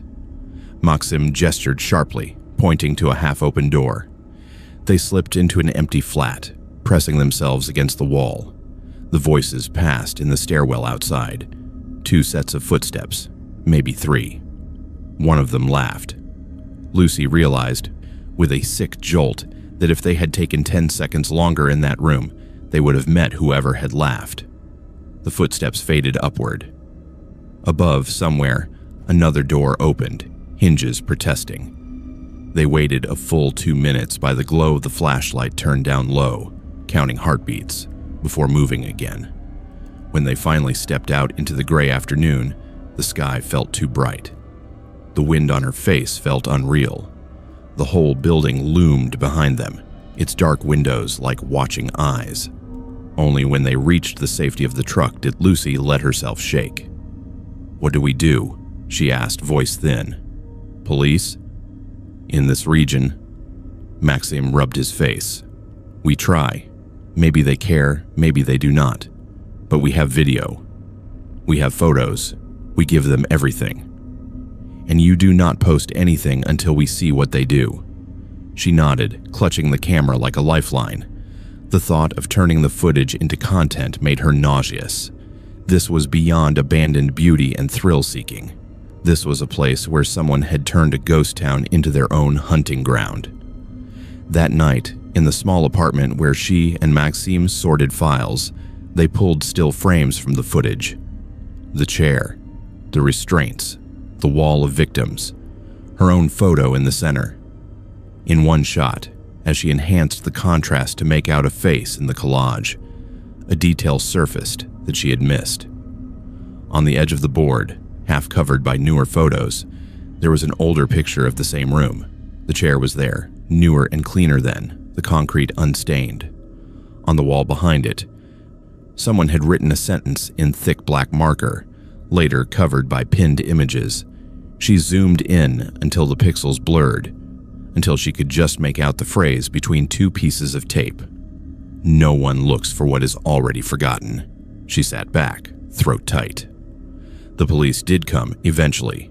They took statements, copies of the footage, coordinates. They said all the right words: investigation, follow-up, patrols. Months later, an email from Maxim told her that an arrest had been made in connection with missing tourists. A man who lived alone on the outskirts of the nearest town, who owned cutting tools and burner phones, and had a history of violence. They did not mention the room in Vorkuta. They did not have to. She saw it every time she closed her eyes. Lucy did not post the video. Instead, she recorded a different one. In her own apartment, the background deliberately plain. "If you ever think about exploring Vorkuta alone," she told the camera, "understand that the danger there is not just rusted stairs and collapsing ceilings. Some people choose places like that because no one will hear you if you scream. Because everyone assumes anything bad that happens, there is just an accident in a dead town." She paused, fingers tightening around the mug she held just off frame. "You can walk through a place that feels forgotten," she said, "and still be exactly where someone is watching." On her hard drive, in a folder marked with a date and a single word, cellar, the original footage stayed untouched. Sometimes she thought about deleting it, erasing the chair, the wall, her own picture pinned like a target. She never did. On the nights when the memory of that cold little room crept back strongest, she would wake with the sensation of a metal strap tightening around her wrist, the smell of concrete and cheap plastic in her nose. In those moments, the knowledge that the room existed, that she had seen it, felt less like a burden and more like a responsibility. Places like Vorkuta made people careless. Somewhere beneath those layers of snow and silence, someone had counted on that. Daniel always told himself that the long haul cured you of superstition. When you spent most of your life staring at the white line, rolling through nights and dawns that all looked the same, stories about ghost lights and vanishing hitchhikers turned into just that, stories. He listened to them on late-night radio, laughed with other drivers at greasy tables, and then went back to counting kilometers and fuel stops. The route that brushed past Vorkuta was different. It was not an official corridor, just a favor. A friend of a friend had supplies that needed dropping at a maintenance station near the old coal network. One extra pallet, a bit off the main run, cash payment. Daniel had checked the forecast, the fuel, the road reports. Clear enough, cold but clear. No storms expected until the next day. He reached the turnoff late in the afternoon, the sun already low, a pale disk behind thin clouds. The main highway sagged away behind him. Ahead, the smaller road cut across rolling white emptiness, a dark scar with drifted edges. His cab smelled of coffee and old pine air freshener. The radio muttered faintly, some regional station fading in and out. He flexed his fingers on the wheel and eased the truck onto the side road, the trailer swinging obediently behind. For the first few kilometers, it was just another strip of asphalt in winter. Snowbanks rose on either side, scrub trees hunched under their own weight. Far ahead, he could see the suggestion of a smokestack, thin against the sky. Then he saw the man. He appeared on the shoulder as suddenly as if someone had pulled back a curtain. One moment the road was empty. The next, a figure walked with his back to the truck, hands jammed into the pockets of a thin jacket. No hat, no gloves, nothing but worn pants and boots dusted with powder. Daniel's foot hit the brake by instinct. In weather like this, someone dressed like that was already courting death. The truck rumbled, slowing. He flashed his high beams once. The man turned and raised an arm, not quite a wave, more an acknowledgement. His face was younger than Daniel expected, late 20s maybe, with dark hair and a pallor that could have been cold or exhaustion. He did not look drunk. He did not look particularly surprised to see a truck. Daniel sighed, checked his mirrors, and coasted to a stop a few meters ahead, hazards blinking. The rules and warnings he had heard for years, do not pick up strangers, especially on remote roads, ran through his head. So did the image of what would happen to a man in that jacket if he had to walk the next 20 kilometers in falling temperatures. He leaned over and opened the passenger door. "Where are you headed?" he called, breath steaming. The man climbed up smoothly, movements stiff but controlled, and settled into the seat with an almost exaggerated care. "Toward the smoke," he said, nodding ahead. His Russian carried an old, flat accent. "I used to live where the smokestacks hum." Daniel glanced at him. "There is not much hum there anymore," he said. "Just rust." The man smiled faintly, eyes on the windshield. "There is always something humming," he said, "even when they say it is finished." Close up, he looked even too lightly dressed for the cab's thin warmth. No bag, no backpack. His hands were bare and chapped, but he did not rub them together or blow on them. He just folded them loosely in his lap. "You from the village?" Daniel asked, easing the truck back into motion. "Or from the town?" The man's gaze tracked the line of the road. "From there," he said, nodding toward the distant structures. "Before they started closing the shafts, before they told everyone to leave." His voice had that quality many drivers had heard before in old-timers, half bitterness, half dull nostalgia. It made Daniel relax a little. He had hauled enough loads through dying industrial areas to recognize the pattern. "What are you doing out here now?" he asked. "Visiting old ghosts." The man's smile did not reach his eyes. "People disappear," he said. "The roads stay. Someone has to see who still uses them." Daniel snorted. "Not many," he said. I'm only out here because I owe someone a favor. Delivery at a maintenance station, then back to the real world." At that, the man turned his head, studying him with an intensity that made the back of Daniel's neck prickle. "You're not staying," he said. It was not a question. "No," Daniel said, adjusting his grip. "Drop sign, go. This place is for engines and ghosts, not for me." The man looked back at the road. "Good," he said softly. "Do not stay when the snow starts talking." The phrase lodged in Daniel's mind like a splinter. "What do you mean, talking?" he said, trying to keep his tone light.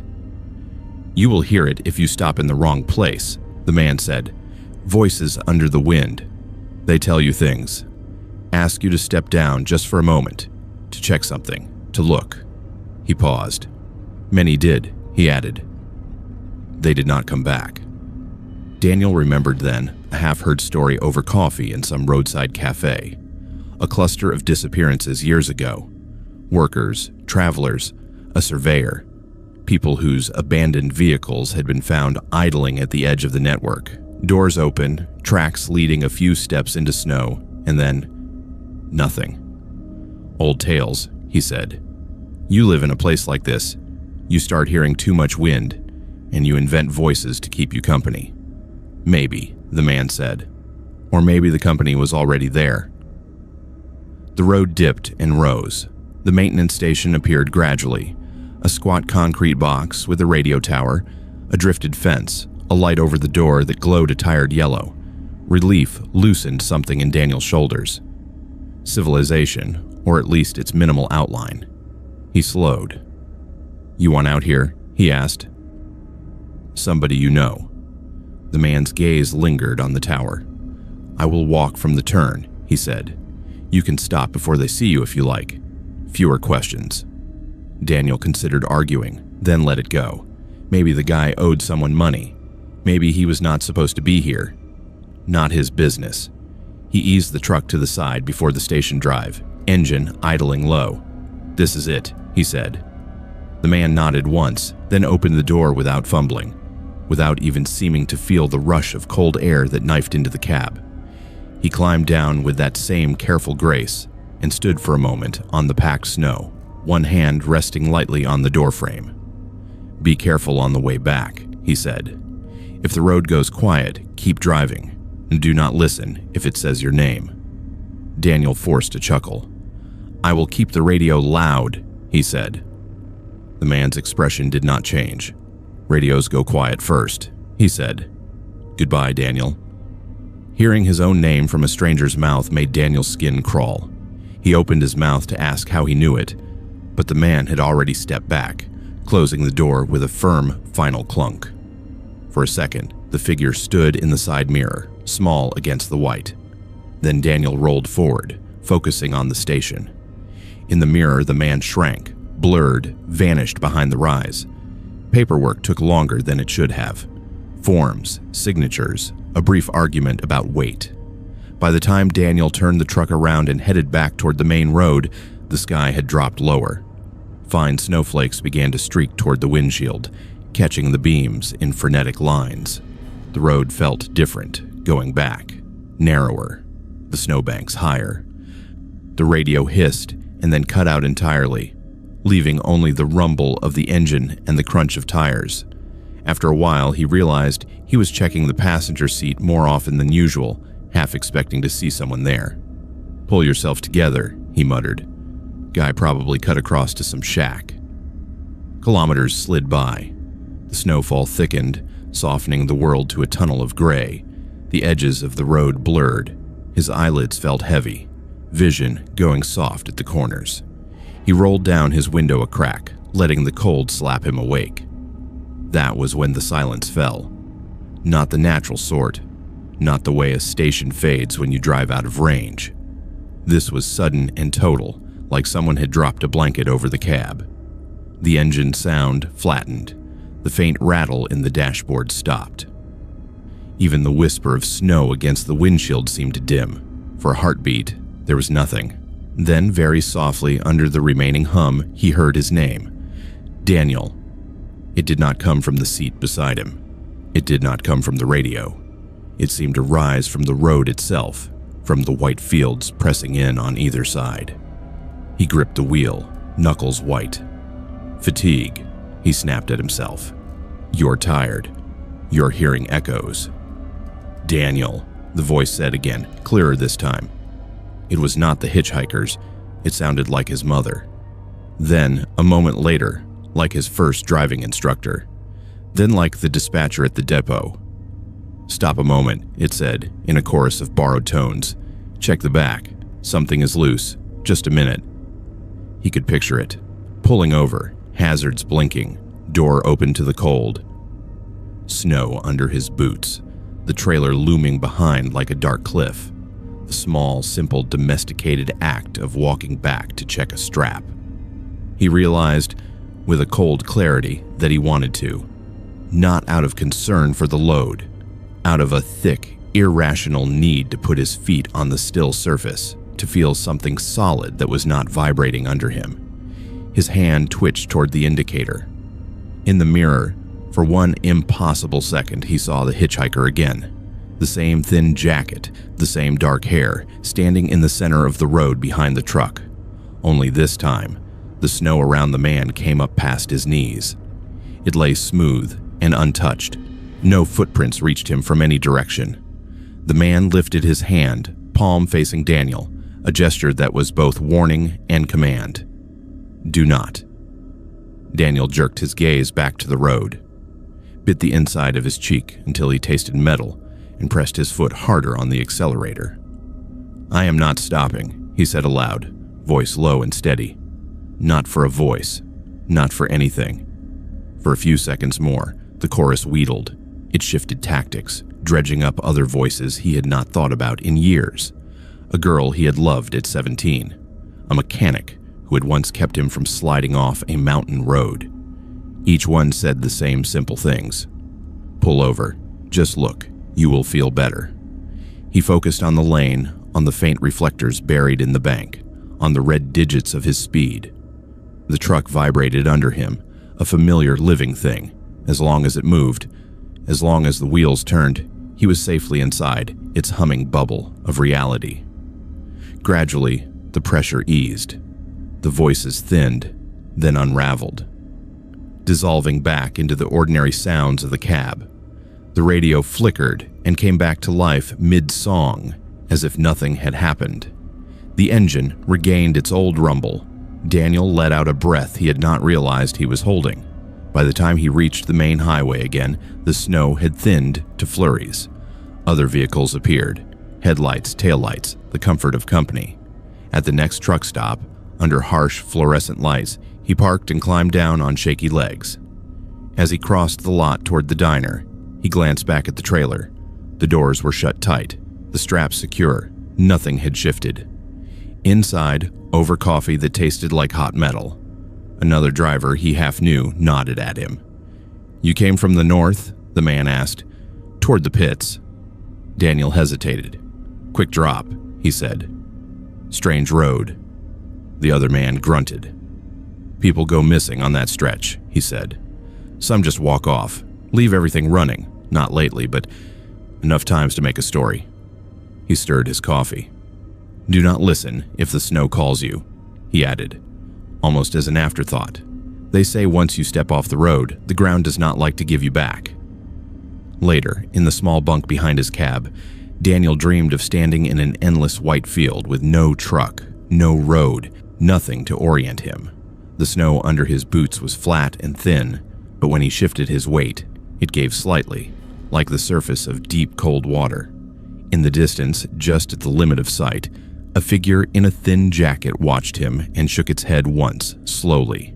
In the morning, with the heater ticking and the highway waking up around him, he told himself the hitchhiker had been just a man with cold hands and old stories, that the voices had been fatigue and a trick of the mind. Even so, months later, when the route planner offered him another favor run near Vorkuta, he declined without thinking. No, he said, fingers tightening on the phone. Find someone else.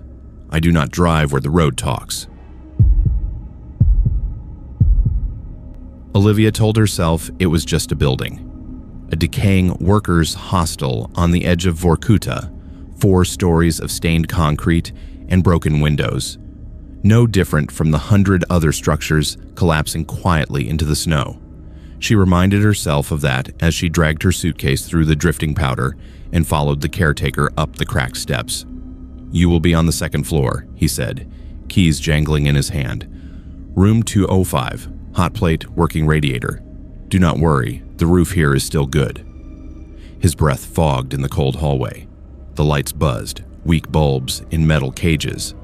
Doors along the corridor stood half open, revealing glimpses of bare mattresses, peeling paint, furniture left mid-departure. As they passed the stairwell, he slowed. "Only one thing," he added. "Do not use room 307. 3rd floor, end of the hall." Olivia frowned. "Why?" she asked. "Structural issue." He shrugged, not meeting her eyes. "Paperwork," he said. "Old problem with records. It is empty, locked. Just leave it." The explanation was so vague, it might as well have been a dare. She bit back more questions. She was here to observe, not antagonize the only person keeping her room above freezing. She had come to Vorkuta as a psychiatrist with a research grant, tasked with documenting the mental health of the last people still living in the shadow of the dead mines. Isolation, generational trauma, the effects of watching your town die slowly. Those were things she understood. The hostel, offered as temporary accommodation while she interviewed residents, was supposed to be just a base. Her room 205 was small but functional. A narrow bed, a desk under a window that looked out over a courtyard filled with snow, a radiator clicking steadily. She unpacked her notebooks and recorder, lined up her pens, and told herself the tightness between her shoulder blades was just travel fatigue. The first 2 days went to work. She met with an elderly former engineer who spoke bitterly about cities born to die, a woman who had lost 2 brothers to mine accidents and 1 to vodka, a man who refused to move away because someone has to remember where the buildings used to be. Their stories threaded a common theme: abandonment, both by the state and by time. Late on the 2nd night, unable to sleep, Olivia found herself wandering the hostel's hallway in thick socks, notebook in hand. She told herself she was stretching her legs, getting a feel for the building. The truth was, the phrase paperwork problem kept circling her mind like a persistent fly. On the 3rd floor, the air felt colder. Her breath smoked in front of her face, even though the radiators here rattled and hissed. The doors bore faded numbers: 301, 303, 305. At the very end of the corridor, its plate slightly askew, hung 307. The door itself looked no different from the others. The handle was old brass, the lock below it scratched and dull. A strip of yellowed tape, once probably a "Do Not Enter" sign, clung in tatters to the frame. She told herself she would just walk past. Halfway down the hall, she realized she had stopped moving. Something about the door drew the eye. Not in a dramatic way, but in a slow gravitational pull. The hairs on her arms rose. Olivia lifted her notebook, more as a shield than anything else, and forced herself to keep walking. As she passed 307, a faint vibration tickled her fingertips, so subtle she might have imagined it, like sound traveling through the plaster. Back in her own room, she made a note almost without thinking. Patience. Persistent dreams about long hallways and locked doors. Ask if any reference to specific numbers. The first time it came up was with a middle-aged man named Alexei. He had worked maintenance in the hostel when it was full of miners and shift workers. "Do you have trouble sleeping?" she asked, recorder on the table between them. He laughed dryly. "Is there anyone here who does not?" he said. "Too much memory in the walls. Too much noise." "What kind of noise?" she prompted. "Footsteps, doors, singing sometimes." He wrinkled his nose. "But not from now. Like an old record under everything, and dreams." "What do you dream about?" Olivia asked. "A corridor," he said slowly. "Like this one, but longer. All the doors the same. I walk and walk, but I end up at the same door, 307. He lifted his shoulders. Always the same number. It is stupid. Her pen halted. Have you ever stayed in that room? She asked casually. He shook his head. It has been locked since a long time, he said, before they made me caretaker, before they started closing floors.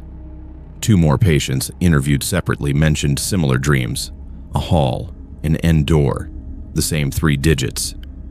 None of them had any reason to know the caretaker's warning. That night, Olivia woke standing in the 3rd floor corridor.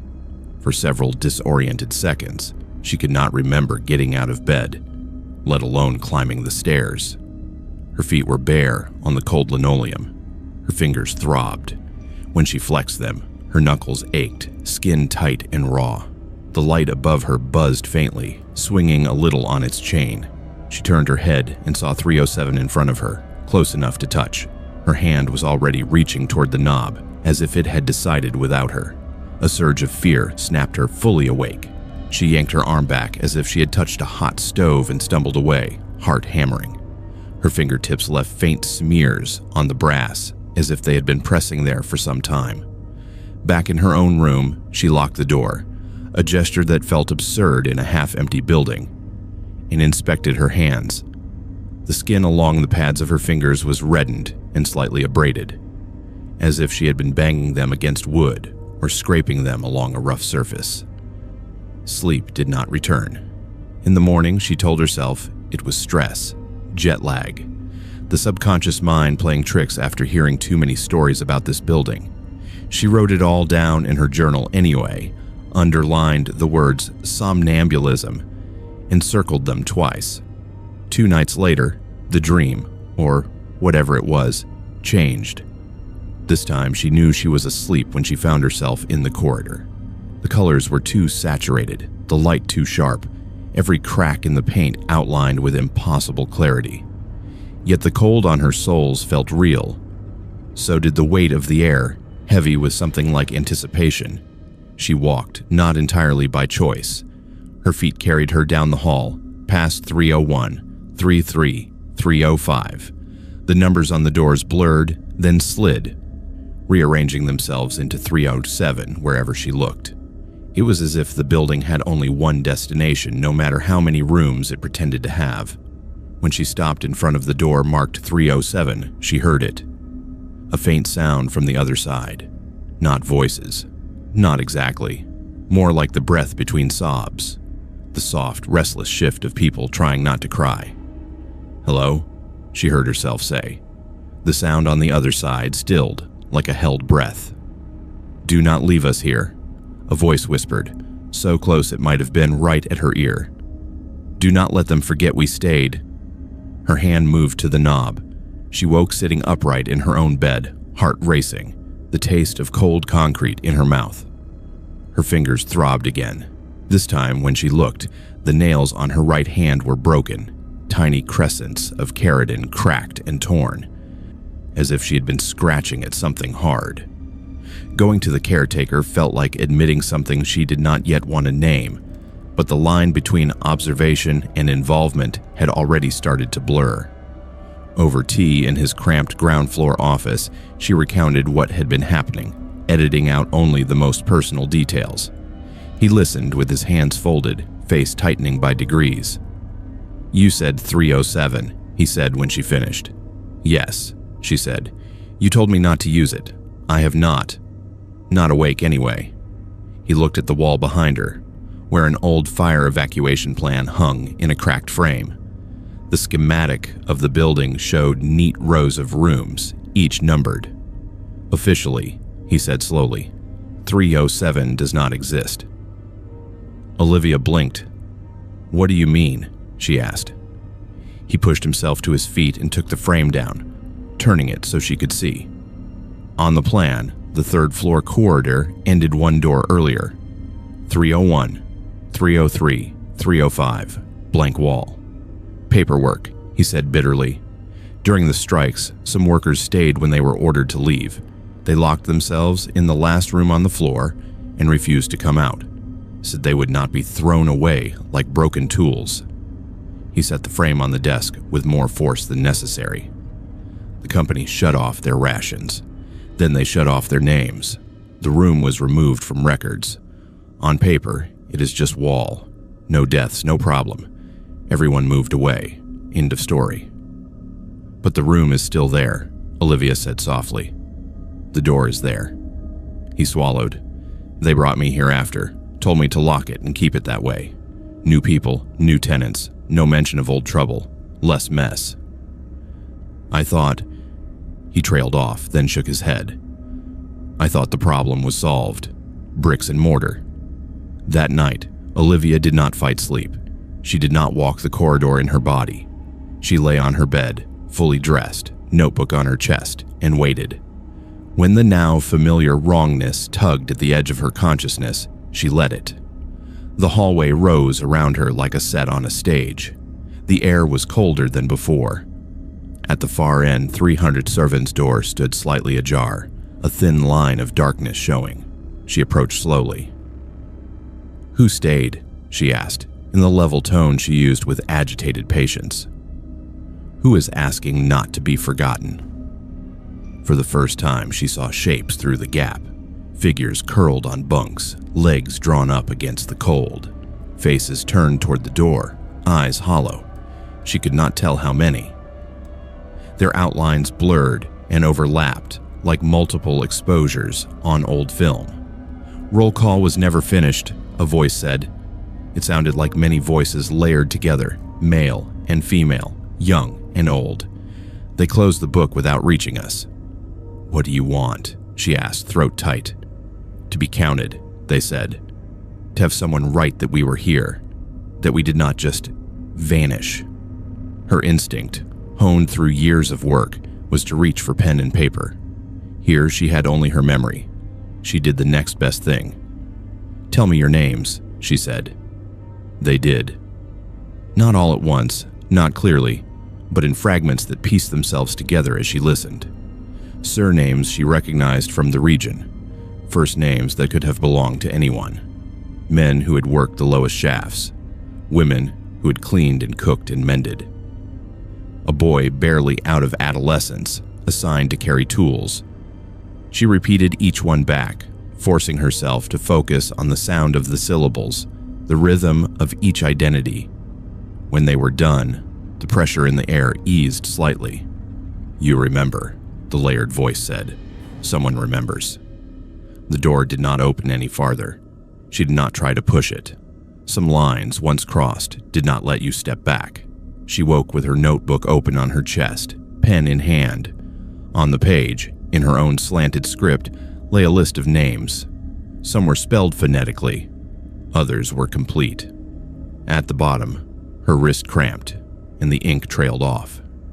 The next day, she added that list to her official notes, disguised as part of an appendix on unrecorded residents and oral histories. She knew most readers would skim it, if they saw it at all.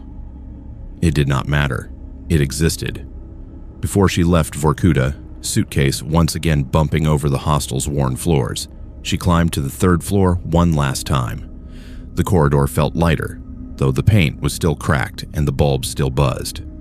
307's door looked the same, closed, number plate crooked, strip of dead tape clinging stubbornly on. She did not touch the handle. Instead, she laid her palm flat against the wall beside it, where the evacuation plan claimed there was nothing at all. "For the record," she said quietly, "you were here." The metal under the paint was cold, but for a second she felt a faint warmth press back, like the brush of a hand through fabric. Months later, back in her city office, she would sometimes dream of long hallways and numbered doors. The difference was that, in those dreams, 307 was just another rectangle on the wall. No whispers seeped through. No unseen fingers bled her knuckles raw. The names in her appendix did not change any ledger in an old ministry. They did not resurrect anyone or reopen any closed cases. But in a town built on the idea that some lives could be used up and erased, the act of writing them felt, in its own small way, like opening a door that had been bricked over on paper only. Ryan had always believed that a camera was a kind of shield. If he could frame something, expose it, freeze it on a sensor, then it became manageable. Light and shadow, texture and line. That belief had carried him through war zones and disaster sites, through flooded villages and burning forests. Vorkuta, when he first walked into its empty streets, felt almost tame by comparison. Dead concrete, snow, silence, no bullets, no sirens. He came for a project he had pitched half as a joke and half as an artistic dare. Beauty in Collapse. A series on post-industrial ruins at the edge of the world. The ghost city fit perfectly.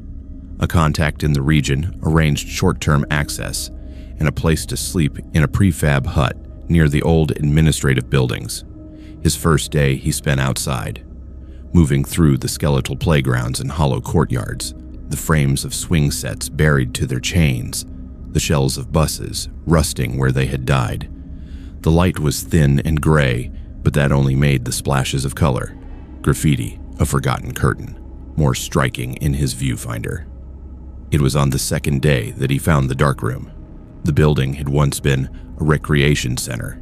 If the faded murals of smiling athletes and musicians on its walls were any indication, the front doors hung crookedly. Snow had drifted in across cracked tiles. A stage at one end sagged under the weight of collapsed ceiling panels. Posters still clung in tatters to a bulletin board.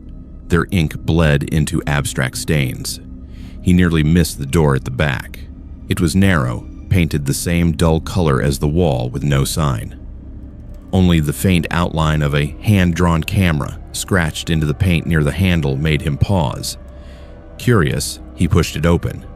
The air that rushed out was dry and stale, with a faint, chemical tang that made his nose prickle. The room beyond was windowless and small, lit only by the white beam of his flashlight. Shelves lined the walls, some bare, others still holding dusty trays. Bottles with illegible labels, stacks of yellowed paper. A heavy black curtain drooped over a second doorway, stiff with age. He lifted the curtain and stepped into the inner room. Here, time seemed to have stopped mid-task.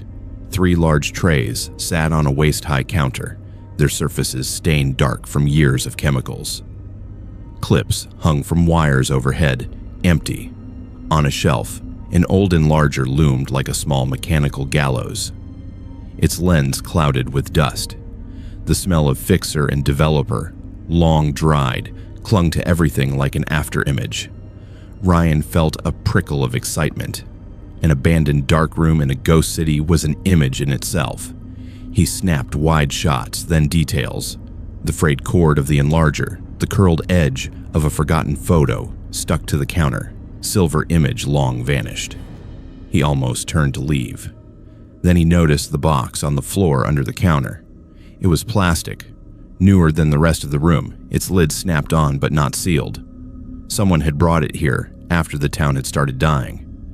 He set his camera down carefully and eased the lid open. Inside, wrapped in a stained cloth, were negatives.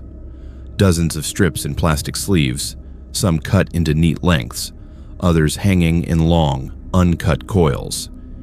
He held one up to the light, careful not to touch the emulsion. At first, it was only dark and light, reversed and tiny. As his eyes adjusted, the shapes resolved into images. A corridor he recognized from the hostel nearby, its doors open like empty sockets. A stairwell. A room with a chair in the center. He picked up another strip. More rooms. More chairs. Then, on the last frame, a human figure. A man seated, head bent forward so his face was hidden, arms apparently bound behind the chair. The room around him was bare concrete. The composition was deliberate, the focus sharp. It was not a snapshot. It was a portrait. A cold knot formed in Ryan's stomach. He sorted through more sleeves. The pattern repeated. Different rooms in recognizable Vorkuta buildings. Different people in the same chair. Sometimes the subject's head was raised, eyes covered by a strip of cloth, Sometimes they were turned away from the camera. None of them looked posed of their own will. On the back of one sleeve, someone had scrawled dates in blue ink. Year, month, day. The years extended well past the official abandonment of the town.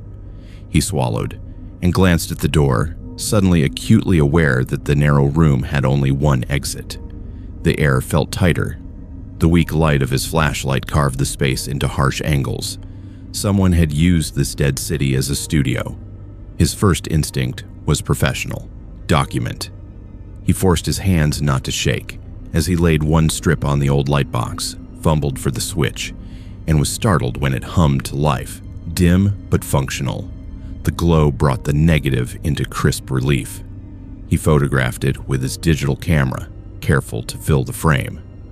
To avoid his own fingers, the image hit harder in positive on his camera screen. A narrow office, its window blocked. A chair in the center, rope visible against the subject's wrists. The subject's clothes were modern, synthetic jacket, logo half visible on the chest, not Soviet era. Recent. He flipped to the next frame. Same room, empty, the chair alone. The hairs on the back of his neck rose. He checked another strip. This time the setting was a familiar corridor between two apartment blocks. The subjects standing with their back to the wall, head turned toward the photographer. The distance, the composition, the shallow depth of field, they were not security footage. They were artfully made, the eye behind the lens knowing exactly what it wanted the viewer to see. "You like them scared," Ryan muttered, bile rising. Suddenly the whole town felt different in his mind. Not just decay and vacancy, but the aftermath of something predatory prowling the ruins, choosing its frames. He stuffed his camera back into its bag and gathered a handful of sleeves, shoving them into a pocket. He did not take them all. Some irrational part of him recoiled at the idea of touching every piece of evidence. This was more than a curiosity. It was a crime scene, many crime scenes, suspended in plastic. In the outer room, the smell of dried chemicals seemed stronger, sharper. He stepped back through the curtain and stopped dead. On the counter beside the door, where there had been nothing before, lay a modern DSLR camera. Not his. Its strap was coiled neatly, its body dusted but not decayed. His light had swept this surface. Coming in, he would have seen it. A folded piece of paper lay beneath it. His pulse thudded in his ears. Very slowly, Ryan approached, the floor creaking under his boots. He did not pick up the camera. It felt too much like touching a trap. Instead, he nudged the paper free with a gloved finger and unfolded it. The note was short, written in precise, careful handwriting. Forgot one. Below the words was a single line of coordinates. Under that, a date from 3 months ago. His throat went dry.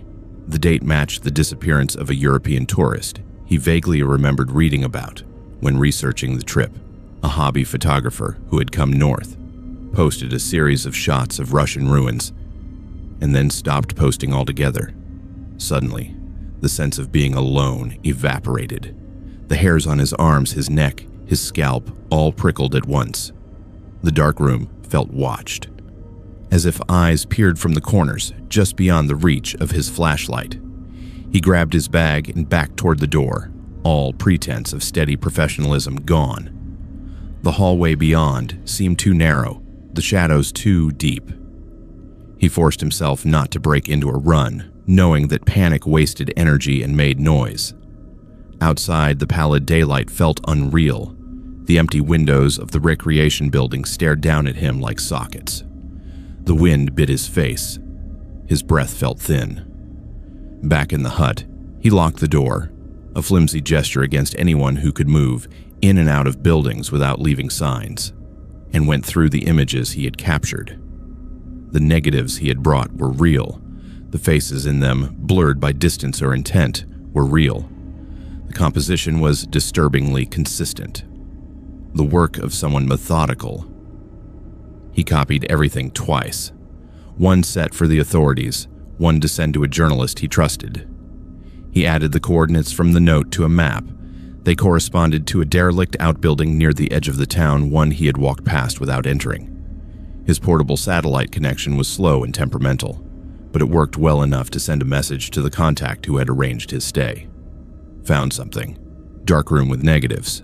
Possible evidence. Need police. The reply came an hour later. Police notified. Do not go back there alone. Do not leave town until they speak to you. He did not sleep that night. The walls of the hut felt thin. Every gust of wind sounded like footsteps in snow outside. He left a camera running on interval mode, pointed at his own window, part of him needing proof that nothing stood there. Looking in. When the police came the next day, their expressions when they saw the negatives told him he had not overreacted. They took his statements, his copies, his coordinates. They did not tell him much in return, but he saw the way one of them looked toward the rec center with something like weary recognition. Months later, back in his city studio, Ryan received a brief email from the same contact. They found more, some graves, some not. Man in custody, lived nearby, used town like stage. Your pictures helped. It should have felt like closure. In a way, it did. But sometimes late at night, he would open the folder he kept buried deep in his drive, the one with the scanned negatives. He would zoom in on the empty rooms, the lone chairs, the corridors where no one should have been, in 3 different frames. Taken in different locations, he found the same detail only after many viewings. A reflection in a window, a glossy patch of peeling paint, a shard of glass on the floor. In each, at a different angle, a gloved hand held a camera to an unseen face, just out of frame. His shield, he realized, had worked for someone else first. Chloe had never seen a playground swallowed whole before. On her first morning in the settlement outside Vorkuta, she stood at the schoolhouse window and watched the snow drift almost to the top of the rusted swing set. The chains creaked faintly in the wind, empty seats bumping against one another like teeth. Beyond the fence, the ghost city lay in a white haze, jagged roofs and broken windows softened by distance. She had come for the summer, or what passed for summer this far north, as part of a volunteer literacy project. A handful of families still clung to the edge of the old industrial zone, living in prefab houses and patched up apartments. Their children bussed in on a rattling van that wheezed like an asthmatic. Her classroom was one long room with peeling blue paint and a row of mismatched desks. The first day, 6 children shuffled in, wrapped more for winter than June, eyes bright above scarves. They were ordinary enough at first. A girl who would not meet her eye but devoured every book she offered. 2 brothers who turned everything into a competition. A boy who drew engines and trains in the margins of his worksheets. And then there were the 3 who were not on her roster. She noticed them during recess, while the listed students spilled outside to kick a half-deflated ball and chase each other around the buried swing set. 3 smaller figures hovered near the fence. They stood close together, shoulders touching, heads tilted as if listening to something under the wind. Their coats were thin, the wrong kind of fabric for this climate. Sooty smudges darkened their collars and cuffs. Even from the window, she could see the fine black dust clinging to their hair, their eyelashes like coal powder. "Who are they?" she asked one of the brothers when he came in for water, cheeks flushed. "Who?" he said, breathless. "The kids by the fence," she said. "The 3 in the gray jackets." He frowned, thinking. "There is no one there," he said, with the unself-conscious certainty of a child. "You mean the crows?" He ran back outside before she could press. When she looked again, the fence line was empty. Snow, bent wire, nothing else. She told herself she had miscounted. New place, new faces, the brain played tricks. The next day, they were in her classroom. They appeared between one blink and the next, seated at the back table. 3 kids, close together, hands folded on the scarred wood. 2 boys and a girl, all with that same dusting of fine black on their skin, as if they had rolled in coal. Their clothes were old-fashioned, thick wool, mismatched buttons, boots too big, laced tight. "Здравствуйте," Chloe said automatically, switching to her careful Russian. "Good morning."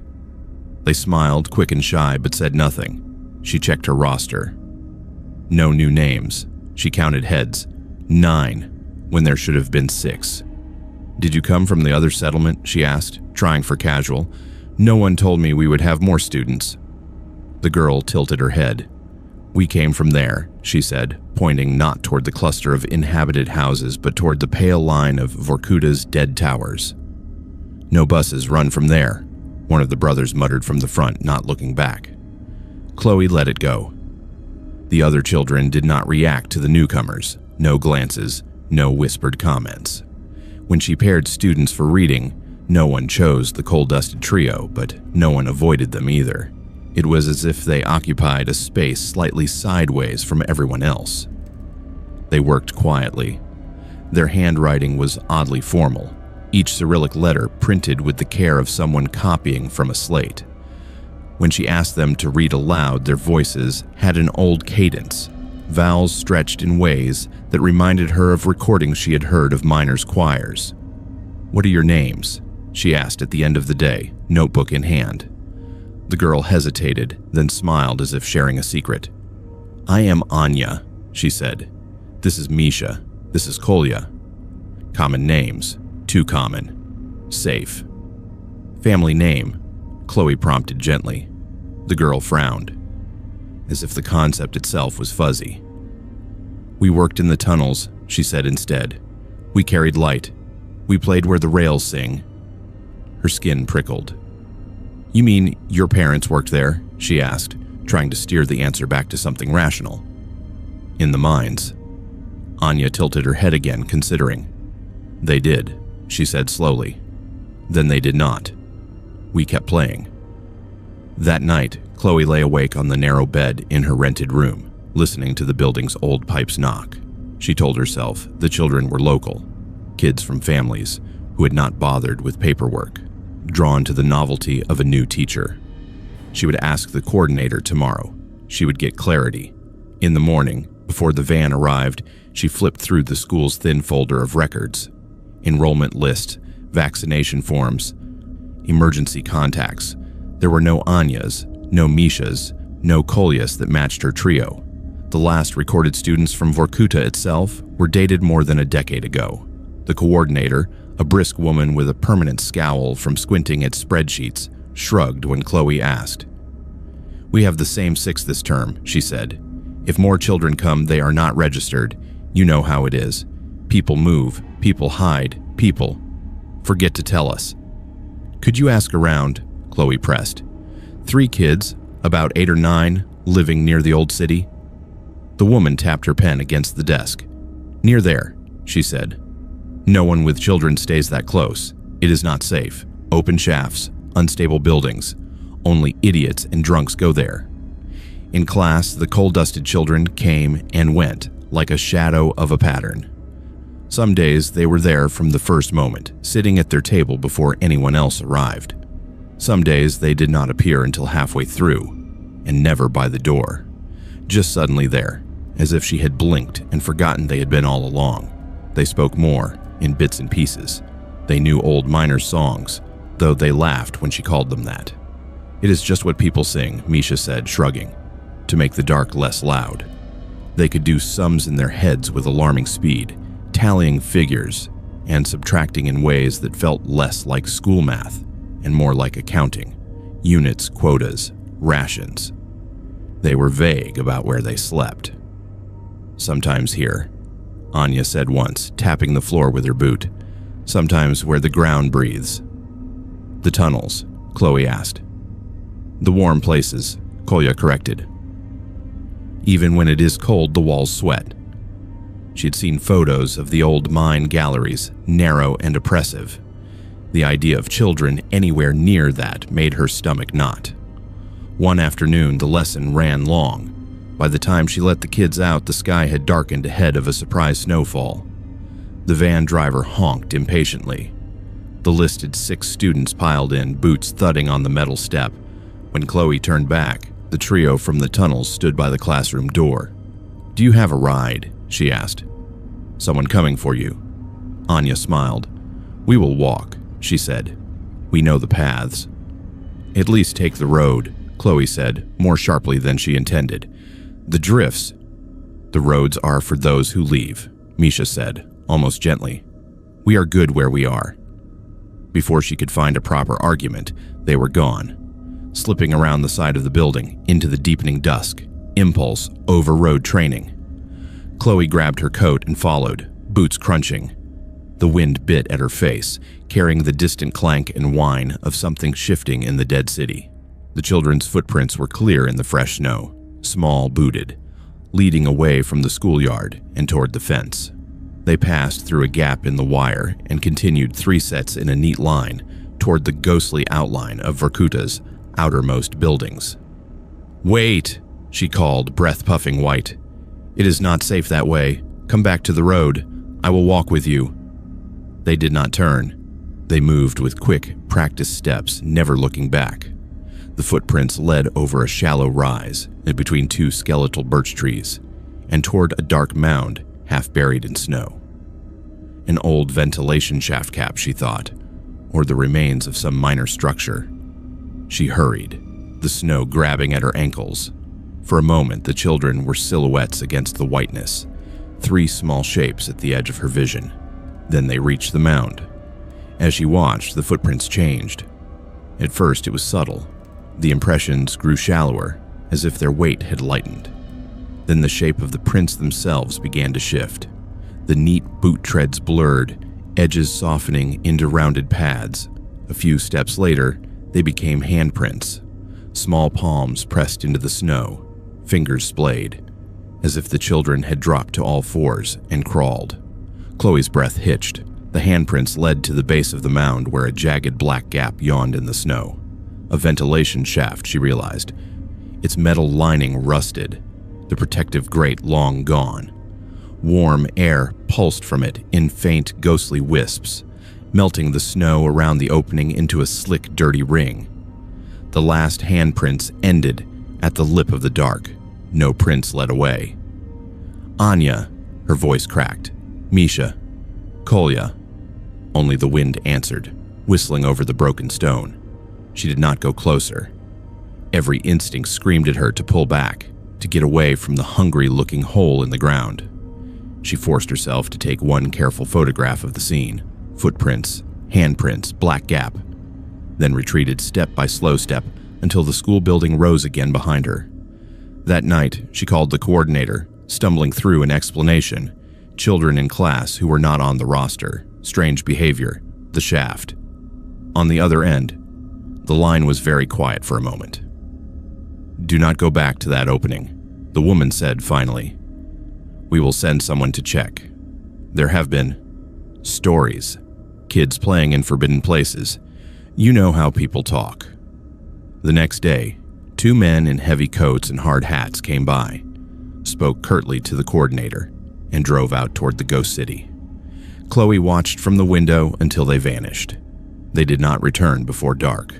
Her last week passed like a slow exhale. The registered 6 students kept coming, their routines steady. The coal-dusted trio did not appear again. Their table at the back of the room sat empty, save for the faint, stubborn smears of black along its edge where their fingers had rested.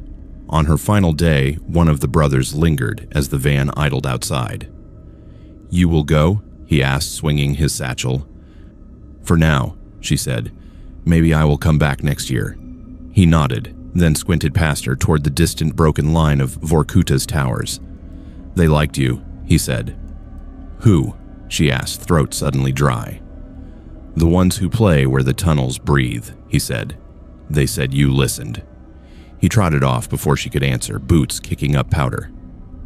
Back home in her small city apartment, the photographs from Vorkuta sat in a folder on her computer, unposted, unnamed. Most were of the classroom, the snow, the softened outline of the ghost city. In one, taken on impulse the day before she left, she stood in front of the schoolhouse window, smiling awkwardly at the lens a visiting colleague had borrowed. Months later, working late on lesson plans, she opened that image for the first time on a larger screen. In the reflection of the glass behind her, the classroom looked slightly warped, as reflections do. Her own outline was there, doubled and pale. Behind that, in the rows of desks, 3 small shapes sat at the back table, shoulders touching, heads tilted toward her. Their eyes, in the reflection, glowed faintly, like coals banked in the dark.